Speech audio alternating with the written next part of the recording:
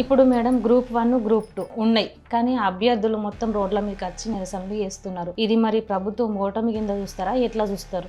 అందుకే కదా ఈరోజు యువతకు కాంగ్రెస్ ప్రభుత్వం గెలిచింది అంటే ముఖ్యంగా దాంట్లో వచ్చేసి నిరుద్యోగులు వచ్చిన తర్వాత నువ్వు ఏం చేస్తున్నావు అని చెప్పేసి నిలదీస్తున్నారు. కొంచెం ఆయన సిగ్గుండాల రేవంత్ రెడ్డికి. రాజకీయం గురించి మీకు అంతా తెలుసు. ఇప్పుడు వ్యవస్థ అనేది ఇంత పెద్ద వ్యవస్థను నడపాలంటే ఎంత ఆలోచన చేయాలి, ఎంత తక్లీఫ్ అవుతుంది. అంటే సామాన్య ప్రజలకు మాత్రమే వచ్చేసి ఇది వర్తిస్తుందా, బడా బాబులకు వర్తించదా చెప్పమని చెప్పండి. కన్వెన్షన్ హాల్ వచ్చేసి మన నాగార్జున గారిది కూలగొట్టి అక్కడి నుంచి సంథింగ్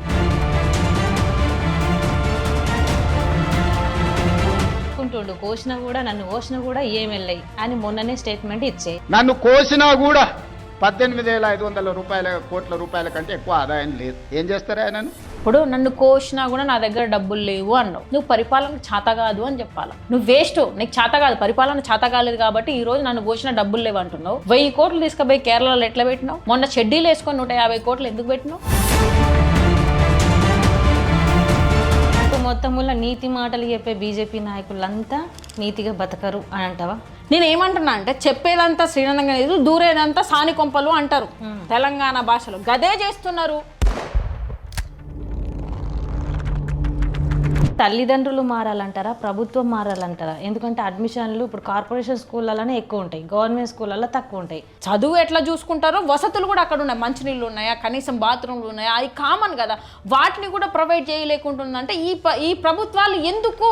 వాళ్ళకు బలిసి గద్దెనెక్కితే మనకు బలిపెక్కి వచ్చేసి ట్యాక్సులు కట్టినట్టున్నది, మన దూల తీరుతుంది అని చెప్పేసి అంటాడు.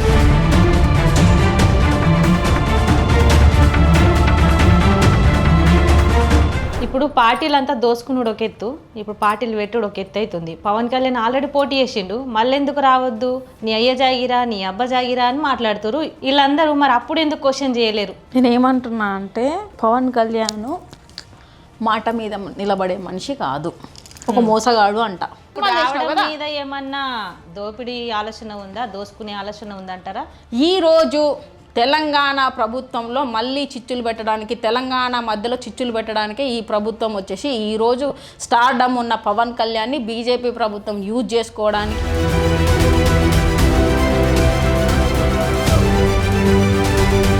తెలంగాణ ఏవడబ్బ జాగిరి కాదు, అందరు జాగిరి, అందరు బతకచ్చిడ. అందరికైతే నమస్కారం, దండం. ఇలా మనతో పాటు ఏమా సుదర్శన్ జిల్లోజు గారు ఉన్నారు, Aam Aadmi party state president ఆవిడ. అయితే ఆమెతో మాట్లాడే ప్రయత్నం చేద్దాము. నమస్తే మేడం. నమస్తే. మంచిగా ఉన్నారా? మంచిగా చక్కగా ఉన్నారు మేడం, ముద్దుగా, నాకన్నా మంచిగా కనబడుతున్నారు మేడం. ఇవాళ మేడం ఇప్పుడు మొత్తం ఏడో చూసిన రోడ్ల మీదనే కనబడుతురు, ఇల్లు లేదంటారా మీకు?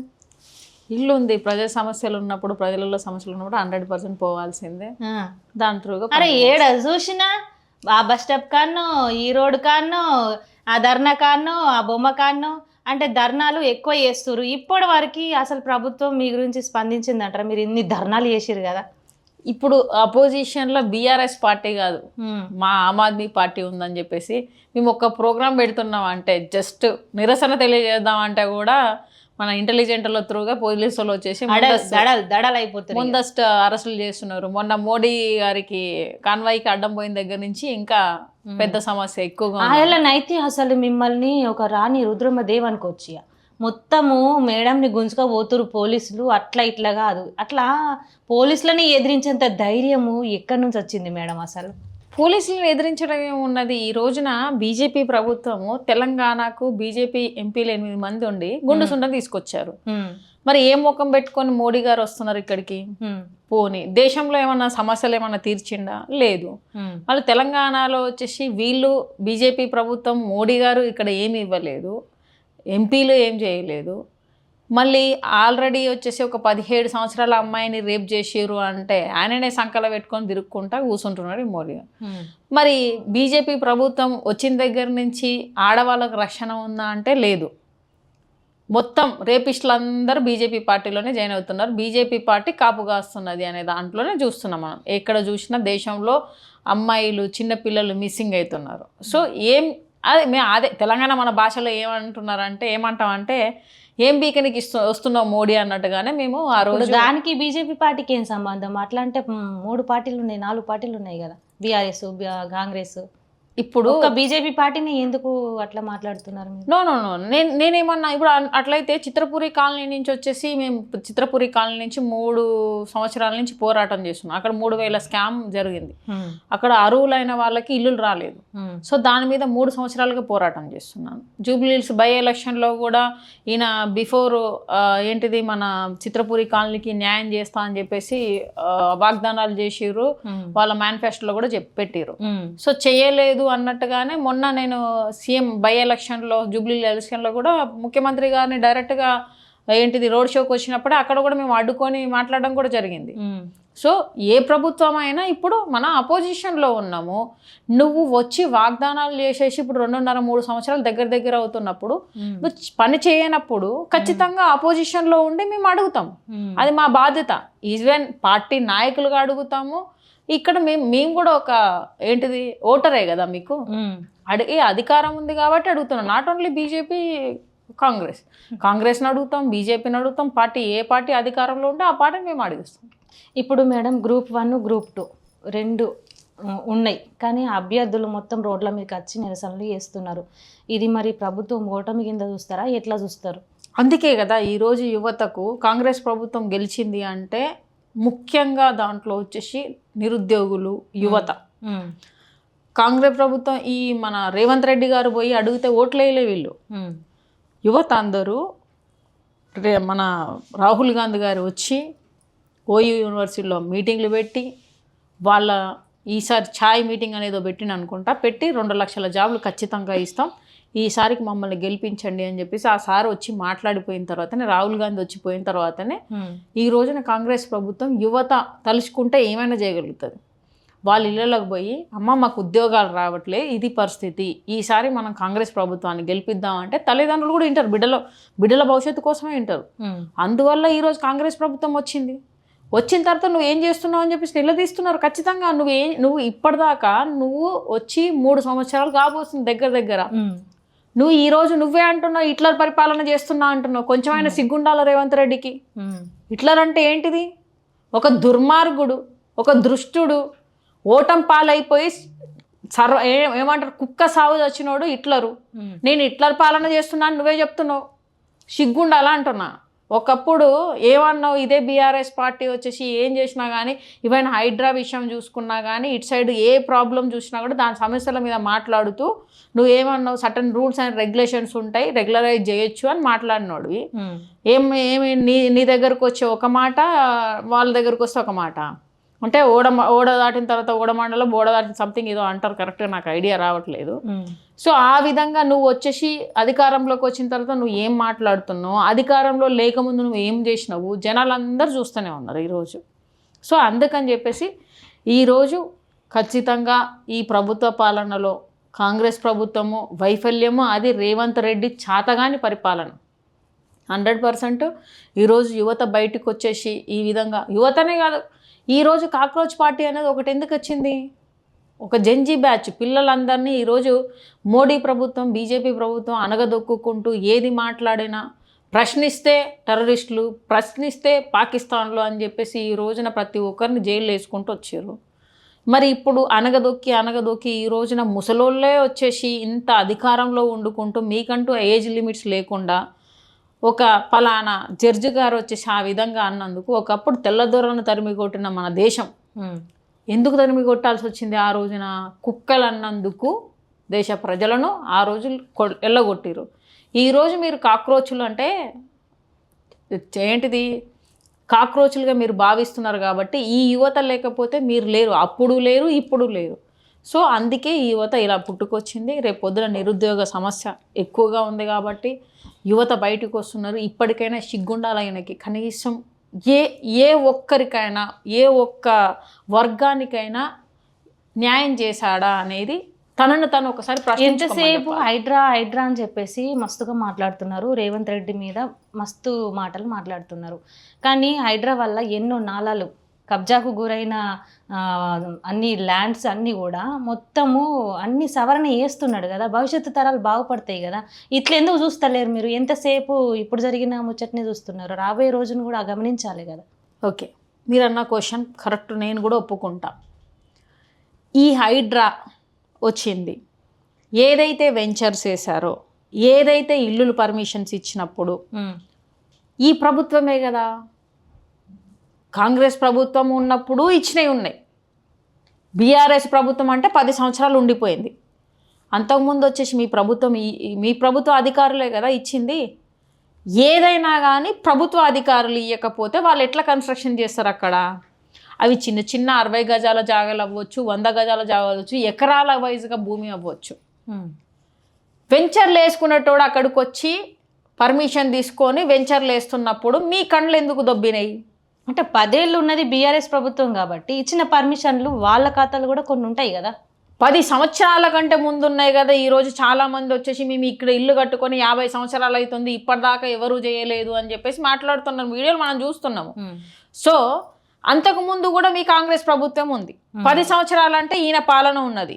సరే, ఆయన పాలనలో ఉన్నప్పుడు నువ్వు సర్టెన్ రూల్స్ అండ్ రెగ్యులేషన్స్ ఉంటాయి. నేను ఒకటే క్వశ్చన్ అడుగుతున్నా, పర్మిషన్స్ ఇప్పుడు నిజంగానే అక్కడ అక్రమ కట్టడాలు జరిగినాయి అంటే ఎవరైతే వెంచరేషన్నో వాడిని పట్టుకురావాలి ఫస్ట్. తర్వాత ఎవరైతే పర్మిషన్ ఇచ్చిర్రో ఆ అధికారిని పట్టుకురండి. మీరు ఎట్లా పర్మిషన్ ఇచ్చిర్రు? మీరు అప్పుడు కళ్ళు ఎక్కడ పెట్టుకున్నారు? సో వాళ్ళిద్దరిని వచ్చేసి ఫస్ట్ వాళ్ళ దగ్గర నుంచి డబ్బులు వసూలు చేస్తారా, నష్టపరిహారం వసూలు చేస్తారా, లేకపోతే వీళ్ళకి ప్రత్యామ్నాయం చూపెడతారా? చూపించిన తర్వాత మీరు ఇల్లులు కూర్చాలి. ఇష్టానికి వచ్చేసి ఈ రోజున పర్మిషన్ ఇచ్చిన వాడిని వదిలిపెట్టిరు. వాడు లంచాలు తీసుకున్నాడు, తిన్నాడు, పక్కకు కూర్చున్నాడు. వెంచర్లు వేసినోడు మంచి సంపాదించుకున్నాడు, వాడు వెళ్ళిపోయాడు. మరి సామాన్య ప్రజలను ఈరోజు ఇబ్బంది పెట్టడానికే ఈ ప్రభుత్వం ఉందా? అదే హిట్లర్ పాలన అని చెప్పేసి అంటున్నావా? ఇది ఎంతవరకు న్యాయము? ఈరోజు ప్రజలు లేకపోతే నీ రాష్ట్రం ఎట్లా నడుస్తుంది? ఈరోజు సామాన్య ప్రజలు కూడా ఇబ్బంది పడాల్సి వస్తుంది, యుద్ధం జరుగుతుంది అని మాట్లాడుతున్నావు. మరి అంతకుముందు వచ్చేసి ఆ మాట ఎందుకు మాట్లాడలేదు? నువ్వు ఇప్పటికి కూడా మా ఒక్క ఏంటంటే మా ఒక్క ఉద్దేశం, మీరు ఏదైతే హైడ్రా చేయాలనుకుంటున్నారో ఆ హైడ్రాలో నిజంగానే అవకతవకలు ఉంటే అధికారులను తీసుకొచ్చి, పర్మిషన్లు ఇచ్చిన వాళ్ళని తీసుకొచ్చి అక్కడి నుంచి వసూలు చేసి వాళ్లకు ప్రత్యామ్నాయం చూపించిన తర్వాత నువ్వు కూలగొట్టు. ఇంకొక విషయం, దీంట్లో సామాన్య ప్రజలకే వర్తిస్తుందా హైడ్రా? పెద్ద పెద్ద బడాబాబులకు వర్తించదా? ఎమ్మెల్యేలకు, ఎంపీలకు? నీ తమ్ముడు తిరుపతి రెడ్డి ఇల్లు కూడా హైడ్రాలో ఉంది, ఆయన ఎందుకు కూలగొట్టలే ఈ రోజు వరకు? పోనీ న్యాయంగా ఉంటామో అని చెప్పేసి నువ్వు అందరికి ఎవరినైనా నేను వదలను అన్నావు. మరి ఫస్ట్ నీ తమ్ముడు ఇల్లు కూలగొట్టు, ఎందుకు కూలగొట్టట్లే? హైడ్రా రంగనాథన్ ఇల్లు కూలగొట్టు, ఎందుకు కూలగొట్టట్లే? తర్వాత మల్లారెడ్డి ఇల్లులో ఎన్ని ఉన్నాయి, కాలేజీలు ఉన్నాయి, మిగతావన్నీ ఉన్నాయి. నీ ప్రభుత్వంలో ఉన్న ఎమ్మెల్యేలు, ఎంపీల ఇల్లులు కానీ కాలేజీలు కానీ ల్యాండ్లు చాలా ఉన్నాయి. అట్లాంటివి చూసుకుంటే రాజకీయం గురించి మీకు అంతా తెలుసు. ఇప్పుడు వ్యవస్థ అనేది ఇంత పెద్ద వ్యవస్థను నడపాలంటే ఎంత ఆలోచన చేయాలి, ఎంత తక్లీఫ్ అవుతుంది. ఆ దిశగా ఆలోచించి ముందస్తు భాగంలో వీళ్ళ ముందు చేస్తున్నట్టున్నాడు, వాళ్ళ తర్వాత చేస్తుండొచ్చు. అంటే సామాన్య ప్రజలకు మాత్రమే వచ్చేసి ఇది వర్తిస్తుందా హైడ్రా? బడాబాబులకు వర్తించదా? చెప్పండి. ఇప్పుడు కన్వెన్షన్ హాల్ వచ్చేసి మన నాగార్జున గారిది కూలగొట్టి అక్కడి నుంచి సంథింగ్ ఏదో జరిగింది. బడాబాబే కదా మరి. అదే బడాబాబే. అక్కడ ఏం చేసిర్రంటే వీళ్ళు పెద్దోళ్ళని కూడా మేము వదలము అన్నట్టుగా నాటకాలు చేసి అక్కడ వదిలేసిర్రు. అంతెందుకు మొన్న రాజేంద్ర నగర్లో వచ్చేసి ఒక దీంట్లో పేరు గుర్తుకు రావట్లేదు, అనిల్ కుమార్ అని చెప్పేసి మన భువనగిరి ఎమ్మెల్యే, తనదే అక్కడ ఉంది. సో దాంట్లో కూడా మొన్న నోటీసులు పంపించారు. ఇప్పటిదాకా ఏం జరిగింది అని కూడా రావట్లేదు. ఏదో రిచ్మండ్ విల్లాస్ కూడా, అది నేను కూడా అక్కడికి వెళ్ళి చూడడం జరిగింది. దగ్గరగా చూసినప్పుడు 20 మీటర్స్ కూడా దూరంలో లేదు. మరి ఎట్లా పర్మిషన్స్ ఇచ్చారు? దగ్గర 6 కోట్లు ఒక్కొక్క ఇల్లు అక్కడ. అది అనిల్ కుమార్ అని చెప్పేసి ఒక ఎమ్మెల్యే ఇప్పుడు రైట్ నా ఉన్నా. మరి అవన్నీ కళ్ళు కనబడట్లేదా? ఎట్లా ఇచ్చిర్రు? ఓన్లీ పెద్దవాళ్ళని వచ్చి చూపించినట్టు చూసి, ఒకవేళ వీళ్ళది ఉన్నది అంటే వాళ్ళ దగ్గర నుంచి డబ్బులు తీసుకున్నావు కాబట్టి ఈరోజు మాట్లాడడం. మొన్న కూడా నోటీసులు పంపించినా, మరి ఇది ఎందుకు రిచ్మండ్ మీడియాకి ఎందుకు వచ్చేసి ఈ రోజు వరకు అది ఎందుకు ఇంకా న్యూస్ బయటికి రాలేదు? నేనేం అడుగుతున్నా అంటే, ఈ రోజున బడాబాబులు ఒకడు కూలగొట్టిన, అదేదో మాట్లాడుకుని ఉంటారు, కూలగొట్టిరు, ఏదో అడ్జస్ట్మెంట్ అయ్యి. మీరు ఎట్లా చెప్తారు మాట్లాడుకుంటారని? నేనేమంటున్నా అంటే, ఇప్పుడు అలానే జరిగితే తిరుపతి రెడ్డి ఇల్లు కూడా పోవాలా? ఎందుకు పోలే? హైడ్రాలోనే ఉంది ఇప్పుడు రైట్ నౌ, మరి ఎందుకు తీయట్లేదు? మీకు ఒక న్యాయం అంటే బడాబాబుల దగ్గర నుంచి అంటే ఎవరైతే ఎమ్మెల్యేలు ఎంపీలు ఎవడైతే బాగా బలిసిన వాళ్ళు ఉన్నారో వాళ్ళ దగ్గర నుంచి డబ్బులు తీసుకొని సైలెంట్ కూర్చుంటున్నావా? చిన్న చిన్న వాళ్ళకి గూలగొట్టుకుంటూ ఏం సాధిస్తావు నువ్వు?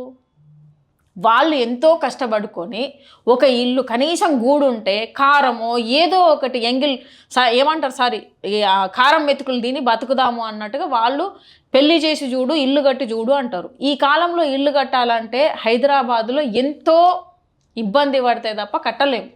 50 గజాల భూమికే ఎంత వాల్యూ ఉన్నదని అందరికి తెలిసిన విషయమే. ఇప్పుడు మీరు ఆమ్ ఆద్మీ పార్టీ నుంచి స్టేట్ ప్రెసిడెంట్గా ఉన్నారు. ఇప్పుడున్న వ్యవస్థ ఒకవేళ లక్కీగా మీరు సీఎం అయితే ఒక 1-2 ఇయర్స్లోనే ఒక ఏడాది 2 సంవత్సరాలలోనే మీరు మార్చేస్తారా మొత్తం? ఇప్పుడు మా పార్టీ ఆమ్ ఆద్మీ పార్టీ వచ్చిన పార్టీ పెట్టగానే అధికారంలోకి వచ్చింది. కేజ్రీవాల్ గారు 3 సార్లు సీఎంగా చేసిండు. పెట్టగానే తను వచ్చేసి ఒక్కొక్కటి రెక్టిఫై చేసుకుంటా హెల్త్ ఎడ్యుకేషన్ అనేది ఏ విధంగా తీసుకొచ్చాడు? ఢిల్లీలో కార్పొరేట్ లెవెల్లో తీసుకొచ్చాడు స్కూళ్ళను. ఆ విధంగా తీసుకొచ్చి ఇంప్లిమెంటేషన్ దిశగా చేసింది ఎవరు? ప్రతి ఒక్కరు మేము చేస్తామని చెప్పేసి వాగ్దానాలు చేసి 420 హామీలు ఇచ్చేటోళ్ళలాగా చేయలేదు, 6 గ్యారెంటీలలాగా చేయలేదు. ఈ 420 హామీలు అన్నప్పుడు మనం అర్థం చేసుకోవాల్సింది. అట్లా ఆమ్ ఆద్మీ పార్టీ చేయలేదు. హెల్త్ ఎడ్యుకేషన్ అనేది రాజ్యాంగంలో మనకి కల్పించిన హక్కు, మినిమం ఆ హక్కును వచ్చేసి ఏ పార్టీ నెరవేర్చింది? ఆమ్ ఆద్మీ పార్టీ నెరవేర్చింది. కాబట్టి ఆ సిద్ధాంతాలకు నేను దగ్గరగా ఉన్నాను. ప్రజలందరికీ అందరికీ ఇప్పుడు ఈ రోజున వచ్చేసి ఏమీ బర్డెన్ ఎక్కువైతుంది. ఈ రోజున పిల్లలు కన్నానంటే మ్యాక్సిమం 3 సంవత్సరాలలో స్కూల్కి పంపించాలి. యూకేజీ నుంచి దగ్గర పీజీలు చేయడానికి ఎన్ని లక్షలు అవుతుంది? పొట్టిన పూరానికి వేయాలంటే ఏంటిది మామూలుగా వచ్చేసి ఒక ఆడుకునే స్కూల్లో వేయాలి అంటేనే యూకేజీలో వేయాలి అంటే ప్లే స్కూల్లో వానికి 1 lakh. అలాంటి స్టార్ట్ అయ్యి ఇది ఎంతవరకు పోతుంది? ఎకరాలు భూములు అమ్ముకొని ఈ రోజున ఎగ్జామ్స్ రాస్తే నీట్ ఎగ్జామ్స్ వచ్చేసి పేపర్ లీకేజ్ అంటారు, మళ్ళీ బంద్ చేస్తారు. అంటే ఏ విధంగా వచ్చేసి ఈరోజు ఆక్రమించుకుంటున్నారు అంటే జనాలను మభ్యపెట్టుకుంటూ ఈరోజు కరప్షన్ అనేది ఎక్కువ పెరిగింది. సో మనకు కావాల్సిన రాజ్యాంగంలో మనకు రావాల్సిన హక్కులనే వీళ్ళు ఇవ్వలేకపోతున్నారు. విద్యా వ్యవస్థని మొత్తం అమ్ముకుంటున్నట్టు అవుతుంది మీరు అన్నట్టు మేడం. ఇప్పుడు మొత్తం 41,000 స్కూళ్ళు ఉన్నాయి. అందులో మొత్తం 66 లక్షల మంది పిల్లలు చదువుకోవాలి. ఇప్పుడు కార్పొరేషన్ స్కూల్ వచ్చినాయి, ఇప్పుడు గవర్నమెంట్ స్కూల్ ఏమో మూత పడుతున్నాయి. దీని మీద ఏం ప్రశ్నిస్తారు, ఏం సమాధానం చెప్తారు గవర్నమెంట్కి? నేను అదే చెప్తున్నాను కదా, ముఖ్యంగా ప్రజలకు మనం ఆలోచించాలి. మనం కట్టే ట్యాక్సులకి మనం ట్యాక్సులు కడితేనే ఈ రాష్ట్రాలు నడుస్తున్నాయి, దేశాలు నడుస్తున్నాయి. సో అలాంటప్పుడు మనకి రిటర్న్ ఏమి ఇస్తున్నారు అనేది ఆలోచించాలి. ఈ రోజున వచ్చేసి ఓట్లు వచ్చినాయి అంటే ఈరోజు 500 తీసుకున్నామా, 5,000 తీసుకున్నామా, 10,000 తీసుకున్నామా, ఇంటికి ఒక 40,000 రూపాయలు, నలుగురు ఉంటే 40,000 వచ్చినాయా కథం. అంటే మనకు బర్ల కంటే కనీసం వచ్చేసి గొర్రెల కంటే అంత హీనం ఉన్నా, ఒక గొర్రెని కొన్నా కూడా ఈరోజు మటన్ తినాలంటే మినిమం 10,000 రూపాయలు ఉన్నది. అంటే మన బతుకులు 5 సంవత్సరాల బతుకులను ఏ విధంగా మనం తాకట్టు పెడుతున్నామని అర్థం చేసుకోవాలి. 500-1000 రూపాయలకి. సో నేనేమంటున్నా అంటే మన ట్యాక్స్లకి మనకు ప్రభుత్వం ఏమి ఇస్తుంది? మంచి రోడ్స్ ఇవ్వాల్సిన బాధ్యత వాళ్ళకే ఉన్నది, మంచినీళ్ళు ఇవ్వాల్సిన బాధ్యత వాళ్ళకే ఉన్నది. అలాగే వచ్చేసి ఈ రోజున మనకి హెల్త్ ఎడ్యుకేషన్ అనేది మోస్ట్ ఇంపార్టెంట్. ట్యాక్సులు కట్టాలి అంటే హెల్త్ బాగుంటేనే మనం పనులు చేసి ట్యాక్సులు కడతాం, ఎడ్యుకేషన్ బాగుంటేనే జాబులు చేసి ట్యాక్సులు కడతాం. మరి దీని దిశగా ఎందుకు ఆలోచించట్లే ప్రజలు? ఇంత బర్డెన్ పడుతుంది కదా మనకి ఈ విషయంలో. గవర్నమెంట్ హాస్పిటల్ పోతే పైసలు ఎక్కువైతున్నాయా, ప్రైవేట్ హాస్పిటల్ పోతే పైసలు ఎక్కువైతున్నాయా? అటు ఇటు తీసుకుపోయి మళ్ళీ ప్రైవేట్ హాస్పిటల్ దగ్గరే. ఈ రోజున రేవంత్ రెడ్డి ఎక్కడ చూసినా కూడా ప్రైవేట్ హాస్పిటల్ అని వచ్చేసి ఇనాగ్రేషన్లు చేస్తున్నారు. కాబట్టి ప్రభుత్వ హాస్పిటల్ ఎందుకు చేయట్లేదు? ప్రభుత్వ బాధ్యత ఏంటిది? వచ్చిన తర్వాత నువ్వు ఎన్ని స్కూళ్ళు కట్టినవు, ఎన్ని హాస్పిటల్ పెట్టినవు అనేది ఇంపార్టెంట్. మరి దాన్ని వదిలేసేసి ప్రైవేట్ వాళ్ళకి నువ్వు ఎందుకు ఇది చేస్తున్నావు అంటే నీకు మూటలు ముట్టుతున్నాయి కాబట్టి నువ్వు ఈరోజు అది చేస్తున్నావా? ఈ రోజున ఏంటిది 2.5 సంవత్సరాలు 3 సంవత్సరాలు కావస్తుంది వచ్చిన దగ్గర నుంచి దగ్గర 1400 స్కూళ్ళు ఆల్రెడీ మూతబడ్డాయి. ఇప్పుడు ఇంకా 640 స్కూళ్ళు ఇంకా మూతపడబోతున్నాయి. అంటే దగ్గర 2000 స్కూళ్ళకి వచ్చేసి గవర్నమెంట్ స్కూల్లే మూతపడబోతుంది. అంటే 1400 పడ్డాయి ఆల్రెడీ, ఇంకా 600కు పై చిలుకు అంటే 2000 దగ్గర వచ్చేసి ఈ సంవత్సరానికి ఇప్పుడు మొత్తానికి ఇవైతున్నాయి. బంద్ చేస్తున్నారు. ఇంటిగ్రేటెడ్ స్కూల్స్ అన్నారు. మరి ఇంటిగ్రేటెడ్ స్కూల్ అంటే ఉన్న స్కూల్లోనే వచ్చేసి నువ్వు ఈ రోజు వరకు దాన్ని మరమ్మతులు చేసింది లేదు. ఈ రోజు మనకి ఇప్పుడు ఎండాకాలం అయిపోయింది, మళ్ళీ స్కూల్స్ వచ్చేసి ఈ నెల అయితే స్కూల్ కూడా స్టార్ట్ జస్ట్ 1 వీక్లో స్కూల్ స్టార్ట్ అయ్యి కొంతమంది స్టార్ట్ అయిపోయినాయి. నువ్వు ఎన్ని మరమ్మతులు చేసేసి కొన్ని కూలిపోవడానికి రెడీగా ఉన్నాయి. కొన్ని ఏరియాలలో మా రాజేంద్ర నగర్ ఏరియాలలో చూసుకుంటే మొత్తం దగ్గర ఒక 4-5 స్కూళ్ళల్లో వచ్చేసి చిన్న చిన్న పిల్లలు, ఆ స్కూళ్ళ పిల్లల్లో ఎప్పుడు నీళ్లు లీక్ అవుతున్నాయి, ఎప్పుడు కూలిపోతుందో తెలియదు స్థితిలో ఉంది, కూలే స్థితిలో. మరి ఇప్పటిదాకా చేయలేదు. ఇంకా కొన్ని స్కూళ్ళల్లో వచ్చేసి బెంచులు లేవు, గ్రౌండ్లు లేవు. మరి ఉన్న వాటిని నీకు బాగు చేయడానికి చేతగాట్లే. కానీ ఈరోజు ఇంటిగ్రేటెడ్ స్కూల్ అని ఎట్లా అంటావు? ఉన్న స్కూళ్ళను వచ్చి ప్రైవేట్ స్కూళ్ళను బంద్ పెట్టుకుంటూ ప్రభుత్వ స్కూళ్ళను వచ్చేసి నువ్వు ఎంకరేజ్ చేయాలి. ఈ రోజుల్లో ఫీజులు సంవత్సరానికి పెరుగుతూనే పోతున్నాయి. కనీసం కామన్గా ఇప్పుడు వచ్చిన ఒక విజయ్ తమిళనాడు సీఎం కూడా కనీసం ఒక బాధ్యతగత ఒక ముఖ్యమంత్రిగా ఫిక్స్డ్ రేట్స్ పెట్టాడు. మరి నీకెందుకు చేత కావట్లేదు? 2.5 సంవత్సరాలు 3 సంవత్సరాలు అవుతుంది. నీకు రాజకీయ అనుభవం కూడా ఉంది కదా, నువ్వు ఇంతకుముందు కూడా చేసినావు కదా, రాజకీయాలలో ఎమ్మెల్యేగా చేసినావు, ఎమ్మెల్సీగా చేసినావు, ఇవన్నీ ఉన్నాయి కదా నీకు. కనీసం ఆ బాధ్యత ఎందుకు తీసుకోలేకపోయినావు? అసలుకే రాజకీయాలు తెలియనోడు 2 సంవత్సరాలలో పార్టీ పెట్టి మనకు కావాల్సింది విద్యా వైద్యం అనే దాంట్లో ఎడ్యుకేషన్ మీద ఇంప్లిమెంటేషన్ చేస్తున్నాడు. బడ్జెటే లేదని మొత్తుకుంటుండు. నన్ను కోసిన కూడా ఏం వెళ్ళాయి అని మొన్ననే స్టేట్మెంట్ ఇచ్చే. ఇక మళ్ళీ ఆయనను క్వశ్చన్ చేస్తే ఏడికించి ఇప్పుడు ఫండింగ్ కోసం ఆయన ఎంత ఎదురు చూపులు చూస్తున్నాడు. దీన్ని ఎట్లా చూస్తారు? ఇప్పుడు ప్రభుత్వం ఖచ్చితంగా చేస్తుందా? మళ్ళీ కాంగ్రెస్ వస్తుందా? ఇప్పుడు నన్ను కోసినా కూడా నా దగ్గర డబ్బులు లేవు అన్నావు. నువ్వు పరిపాలనకు చేత కాదు అని చెప్పాలి. నువ్వు వేస్ట్, నీకు చేత కాదు, పరిపాలన చేత కాలేదు కాబట్టి ఈరోజు నన్ను కోసిన డబ్బులు లేవు అంటున్నావు. 1000 కోట్లు తీసుకుపోయి కేరళలో ఎట్లా పెట్టినావు? మొన్న షెడ్యూల్ వేసుకొని 150 కోట్లు ఎందుకు పెట్టినావు? ఈ రోజున వచ్చేసి ఏది నువ్వు ముట్టుకున్నవన్నీ చూస్తే కొన్ని 100 కోట్లే వచ్చేసి అక్కడ జరుగుతున్నాయి చేసేటి అన్నీ. ఏ చిన్న ప్రోగ్రామ్ చేసినా కూడా అక్కడ బిల్లులు పెట్టేది మాత్రం 100 కోట్లు 1000 కోట్లు పెడుతున్నావు. ఏది తీసుకుపోయి దాన్ని మానస సరోవర్ అని చెప్పేసి ఒక ప్రోగ్రామ్ అని చెప్పేసి మూసీ నదిని క్లీన్ చేయి, ఎవడైనా వద్దనట్లు సుందరీకరణ చేయాల్సిందే. అట్లా అని చెప్పేసి ఆల్రెడీ ఇల్లులు కట్టుకున్న తీసేసుకొని పెద్ద విగ్రహాన్ని కడతారంట. గాంధీజీ వచ్చేసి ప్రతి గల్లీ గాంధీజీ ఉన్నారు. నువ్వు పెట్టాల్సిన అవసరం ఏమున్నది? ప్రజలకు విద్య ఇచ్చిండు. అరే ఇక్కడ తెలంగాణలో వచ్చేసి విద్యను ఫ్రీగా ఇచ్చిండు అంటే మీన్స్ రాజ్యాంగంలో ఏదైతే ఉందో దాన్ని కల్పించేసిండు. ప్రైవేట్ స్కూళ్ళను బంద్ చేయించేసి ప్రభుత్వ స్కూళ్ళను వచ్చేసి అన్ని రకాలుగా చేసిండు రేవంత్ రెడ్డి అని పేరు రాదా? ఈ రోజున ఆమ్ ఆద్మీ పేరు గూగుల్ తల్లిని అడిగితే ప్రతి ఒక్కరు ఈరోజు గూగుల్ని ప్రతి ఒక్కరు పొద్దున్న లేసి అడుగుతూనే ఉంటాం. ఇక్కడ ఇంప్లిమెంటేషన్ చేసిన పార్టీ హెల్త్ ఎడ్యుకేషన్ అంటే ఆమ్ ఆద్మీ పార్టీ కేజ్రీవాల్ గారు అని వస్తుంది. మరి నీకు అది తెలంగాణ కొడితే నీ పేరు వచ్చేది కదా, పేరు కోసమే కదా ఈరోజు పెద్ద గాంధీ విగ్రహం కట్టడానికి పోతున్నా అంటున్నావు. గాంధీ వారసులైన వాళ్ళే వచ్చి ఇది అవసరం లేదు, గల్లీకి ఉన్నారు. ఈరోజు కావాల్సింది మనకి హెల్త్ ఎడ్యుకేషన్. ఇక్కడ నువ్వు ఇచ్చిన వాగ్దానాలను 420 హామీలను కావచ్చు, 6 గ్యారంటీలను కావచ్చు, ఫస్ట్ వాటిని ఇంప్లిమెంటేషన్ చెయ్యి అని చెప్పేసి అంటున్నారు. అది చేయకుండా నేను అది చేస్తా ఇది చేస్తా ఇన్ని 1000 కోట్లు 5000 కోట్లు పెట్టేసి బొమ్మ కడతా అంటే ఎవరికి అది యూజ్ అవుతుంది? ప్రజలకు ఏం కావాలో అది చేయట్లే ఈ రోజు వరకు ఎవరు ఏ రాజకీయ నేత కానీ. ఓన్లీ వాళ్ళని డబ్బులు ఎట్లా కూడా పెట్టుకోవాలి, మేము పైసలు పెట్టినాం. ఆయన సీటు ముఖ్యమంత్రి సీటు కోసం అసలు తెలంగాణ ఉద్యమానికి పార్టిసిపేటే చేయలేదు. తెలంగాణ ఉద్యమంలో సంబంధం లేని రేవంత్ రెడ్డి ఈ రోజు వచ్చేసి గద్దెనెక్కేసి ఈ రోజున ఏం చేస్తున్నాడు తెలంగాణ ప్రజలకు అంటే హిట్లర్ పరిపాలన చేస్తున్నా అని చెప్పేసి సిగ్గుదప్పిన మాట్లాడుతున్నది కూడా తెలంగాణ ప్రజలే కదా. మరి నేనేమంటున్నా అంటే ఎన్నుకున్నది తెలంగాణ ప్రజలు. రేవంత్ రెడ్డిని చూసి అక్కడ ఓట్లు వేసిర్రా, లేకపోతే కాంగ్రెస్ ప్రభుత్వం చూసేసిర్రా? ఇంతకుముందు కాంగ్రెస్ ప్రభుత్వం ఉన్నది ఇక్కడ వీళ్ళు చెప్పినట్టుగా వచ్చేసి మొత్తం తెలంగాణను దోచుకున్నదని చెప్పేసి వాళ్ళని ఎల్లగొట్టిన తర్వాత మళ్ళీ ఎవరు వచ్చిర్రు? ఆంధ్ర పాలకులే. వాళ్ళు కూడా సెటిల్ అయిన వాళ్ళే. వాళ్ళు వచ్చి తెలంగాణ గడలో పుట్టిన వాళ్ళు కాదు. సో వాళ్ళు బంగారు తెలంగాణ చేస్తా అని బంగారాన్ని మొత్తం దోచుకున్నారు. ఫ్యామిలీలు ఉప్మాలు తిన్నట్టు ఫ్యామిలీ ఆస్తులు కూడా పెట్టుకున్నారు. ఇప్పుడు వాళ్ళ ఫ్యామిలీలో ఎవరికి చూసినా కూడా కోట్ల ఆస్తులు ఉంటాయి. అందుకే కదా మళ్ళీ పార్టీ పెట్టడానికి వచ్చింది ఆ మేడం కవితక్క పోయి ఇప్పుడు కవితమ్మ అయింది. సో ఈ విధంగా వీళ్ళ రాజకీయాలలో వాళ్ళే ముఖ్యమంత్రులు ఉండాలి, వీళ్ళే ఎమ్మెల్యేలు అవ్వాలి, ఎంపీలు అవ్వాలి, వీళ్ళ చుట్టే తిరగాలి అని చెప్పేసి చూస్తున్నారు. కాబట్టి ఈ రోజున ఈ ప్రభుత్వం బాగా చేయలేదు. తెలంగాణ వచ్చిన తర్వాత మన నిధులు కావాలి.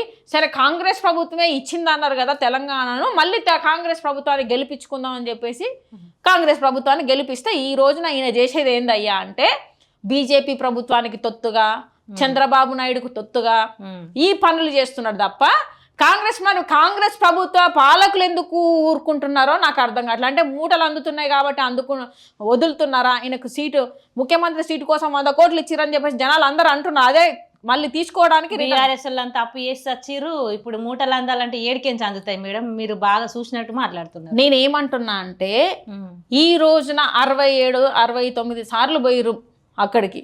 మొన్ననే అన్నాడు కదా ఇట్లా 1000 కోట్లు ఏంటిది మన కాంగ్రెస్ ప్రభుత్వానికి దానం చేయాలి, పుట్టినట్టు పుట్నాల వాల్యూ కాలేదని మాట్లాడుతున్నాడు. 1000 కోట్లను సారు పుట్నాల వాల్యూ.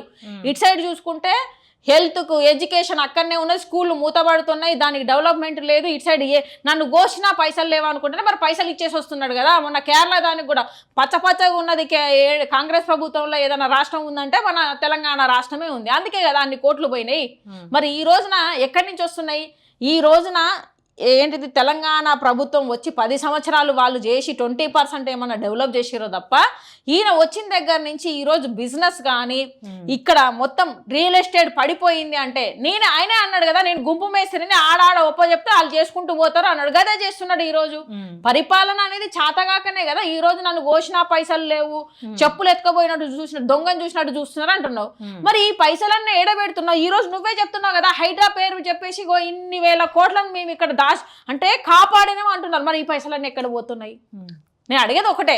మళ్ళీ కోట్లు అప్పులు తీసుకొస్తున్నారు. ఆ పైసలన్నీ ఏడబెడుతున్నారు. ఈ రోజున మనం చూసుకుంటే తెలంగాణలో వచ్చేసి టాపెస్ట్ ఏంటిది మందు బాబులు ఎక్కువయ్యారు. ఒకప్పుడు 3000 కోట్లు వచ్చేసి ఆదాయం వస్తాయి, ఇప్పుడు 40,000 కోట్ల ఆదాయం వస్తున్నది. మరి ఎందుకు మందు బాబులు ఎందుకు ఎక్కువైరు ఈ రోజున? అంటే మందు లేకపోతే నీ ఏంటిది రాష్ట్రం నడవదు అనే పరిస్థితికి తీసుకొచ్చినావు. ఈ రోజు డెవలప్మెంట్ ఎక్కడైంది? మేము అడిగేది ఇదే అడుగుతున్నాం ఆయనని. నువ్వు ఇప్పటిదాకా వచ్చినప్పటి నుంచి నీ ప్రభుత్వం వచ్చి నువ్వేం వాగ్దానాలు చేసినావు? ఒక్కటన్నా నెరవేర్చినావు. బస్సు అని చెప్పేసి ఇచ్చినావు. ఆ బస్సులో వచ్చేసి నువ్వు ఫ్రీ అన్నావు, మగవాళ్ళ జేబులు కొట్టుకుంటూనే ఉన్నావు, ఆడోళ్ళకి పెడుతున్నావు. ఇది ఎక్కడి నుంచి తీసుకున్నావు? ఆమ్ ఆద్మీ పార్టీ నుంచి కాపీ కొట్టినావు బస్సు ఫ్రీ అనేది. మరి ఆమ్ ఆద్మీ పార్టీ వచ్చేసి మగవాళ్ళ జేబులు కొట్టేసి ఆడవాళ్ళకి పెట్టలేదు కదా, బస్ ఛార్జీలు పెంచలేదు కదా. ఈ రోజు నువ్వు వచ్చేసి నీ పరిపాలనలో ఇచ్చిన బస్సు ఫ్రీ కూడా నిన్న కూడా చూసుకుంటా కూడా ఎన్నో బస్సులు ఈ రోజు చూసుకుంటే మనం పోయినసారి కూడా ఇంటర్వ్యూ మామూలుగా పోయేటప్పుడు బస్సులలో కూడా చూసినాం ఎంతమందికి సీట్లు దొరకకుంటున్నాయి. నువ్వు ఫ్రీగా వచ్చేసి ఏం లాభం? ఈ రోజున ఆడోళ్ళు కొట్టుకొని చేస్తున్నారు. సో బస్సులు తక్కువ ఉన్నాయి. ఇవన్నీ ఇన్ని రకాలుగా ప్రాబ్లం ఫేస్ చేస్తున్నారు. సో నువ్వు ఎక్కడ వచ్చేసి ఎవరికి న్యాయం చేసినావు, ఏ వర్గానికి న్యాయం చేసినావు అని చెప్పేసి క్వశ్చన్ అడుగుతున్నావు. రైతులకు న్యాయం చేసినావా? ఇటు రైతులు వచ్చేసి కనీసం పంట పండిద్దాం అనుకుంటే యూరియా దొరకకుండా లైన్లలో బార్లో నిలబడి యాప్లలో బుక్ చేసుకోవాలనుకో చెప్తావా? సిగ్గుందా? రైతులకు చాలా ఏజ్డ్ పర్సన్ వాళ్ళకి కనీసం యాప్ యూజ్ చేయడం. కొంతమందికి మనల్ని మామూలుగా 90-80 చదువుకున్న వాళ్ళకంటే జర ఐఫోన్ ఈ ఫోన్ స్మార్ట్ వస్తుంది. 80 కంటే ముందు పుట్టిన వాళ్ళందరికీ కొంతమందికి రాదు. నార్మల్ ఫోన్లు వాడడమే వాళ్ళు ఎక్కువ. ఈ రోజు యాప్లో బుక్ చేసుకోవడానికి అంటే ఏం చేస్తున్నావు? స్కూల్లోనేమో డెవలప్మెంట్ తీసుకోబోమంటే మొత్తం మూతేస్తున్నావు. ఇటు యాప్లో కావాలా అని చెప్పి యాప్లలో బుక్ చేసుకోవాలంటావు. అంటే నీ పాలన ఎట్లా ఉన్నదంటే నువ్వు అన్నట్టుగానే ఇట్ల పాలనే నీకు నచ్చిందే చేస్తున్నావు. నువ్వు గుంజుకోవడానికి నీకు ఎంత చేతికి వస్తే అంత గుంజుకోవడానికి.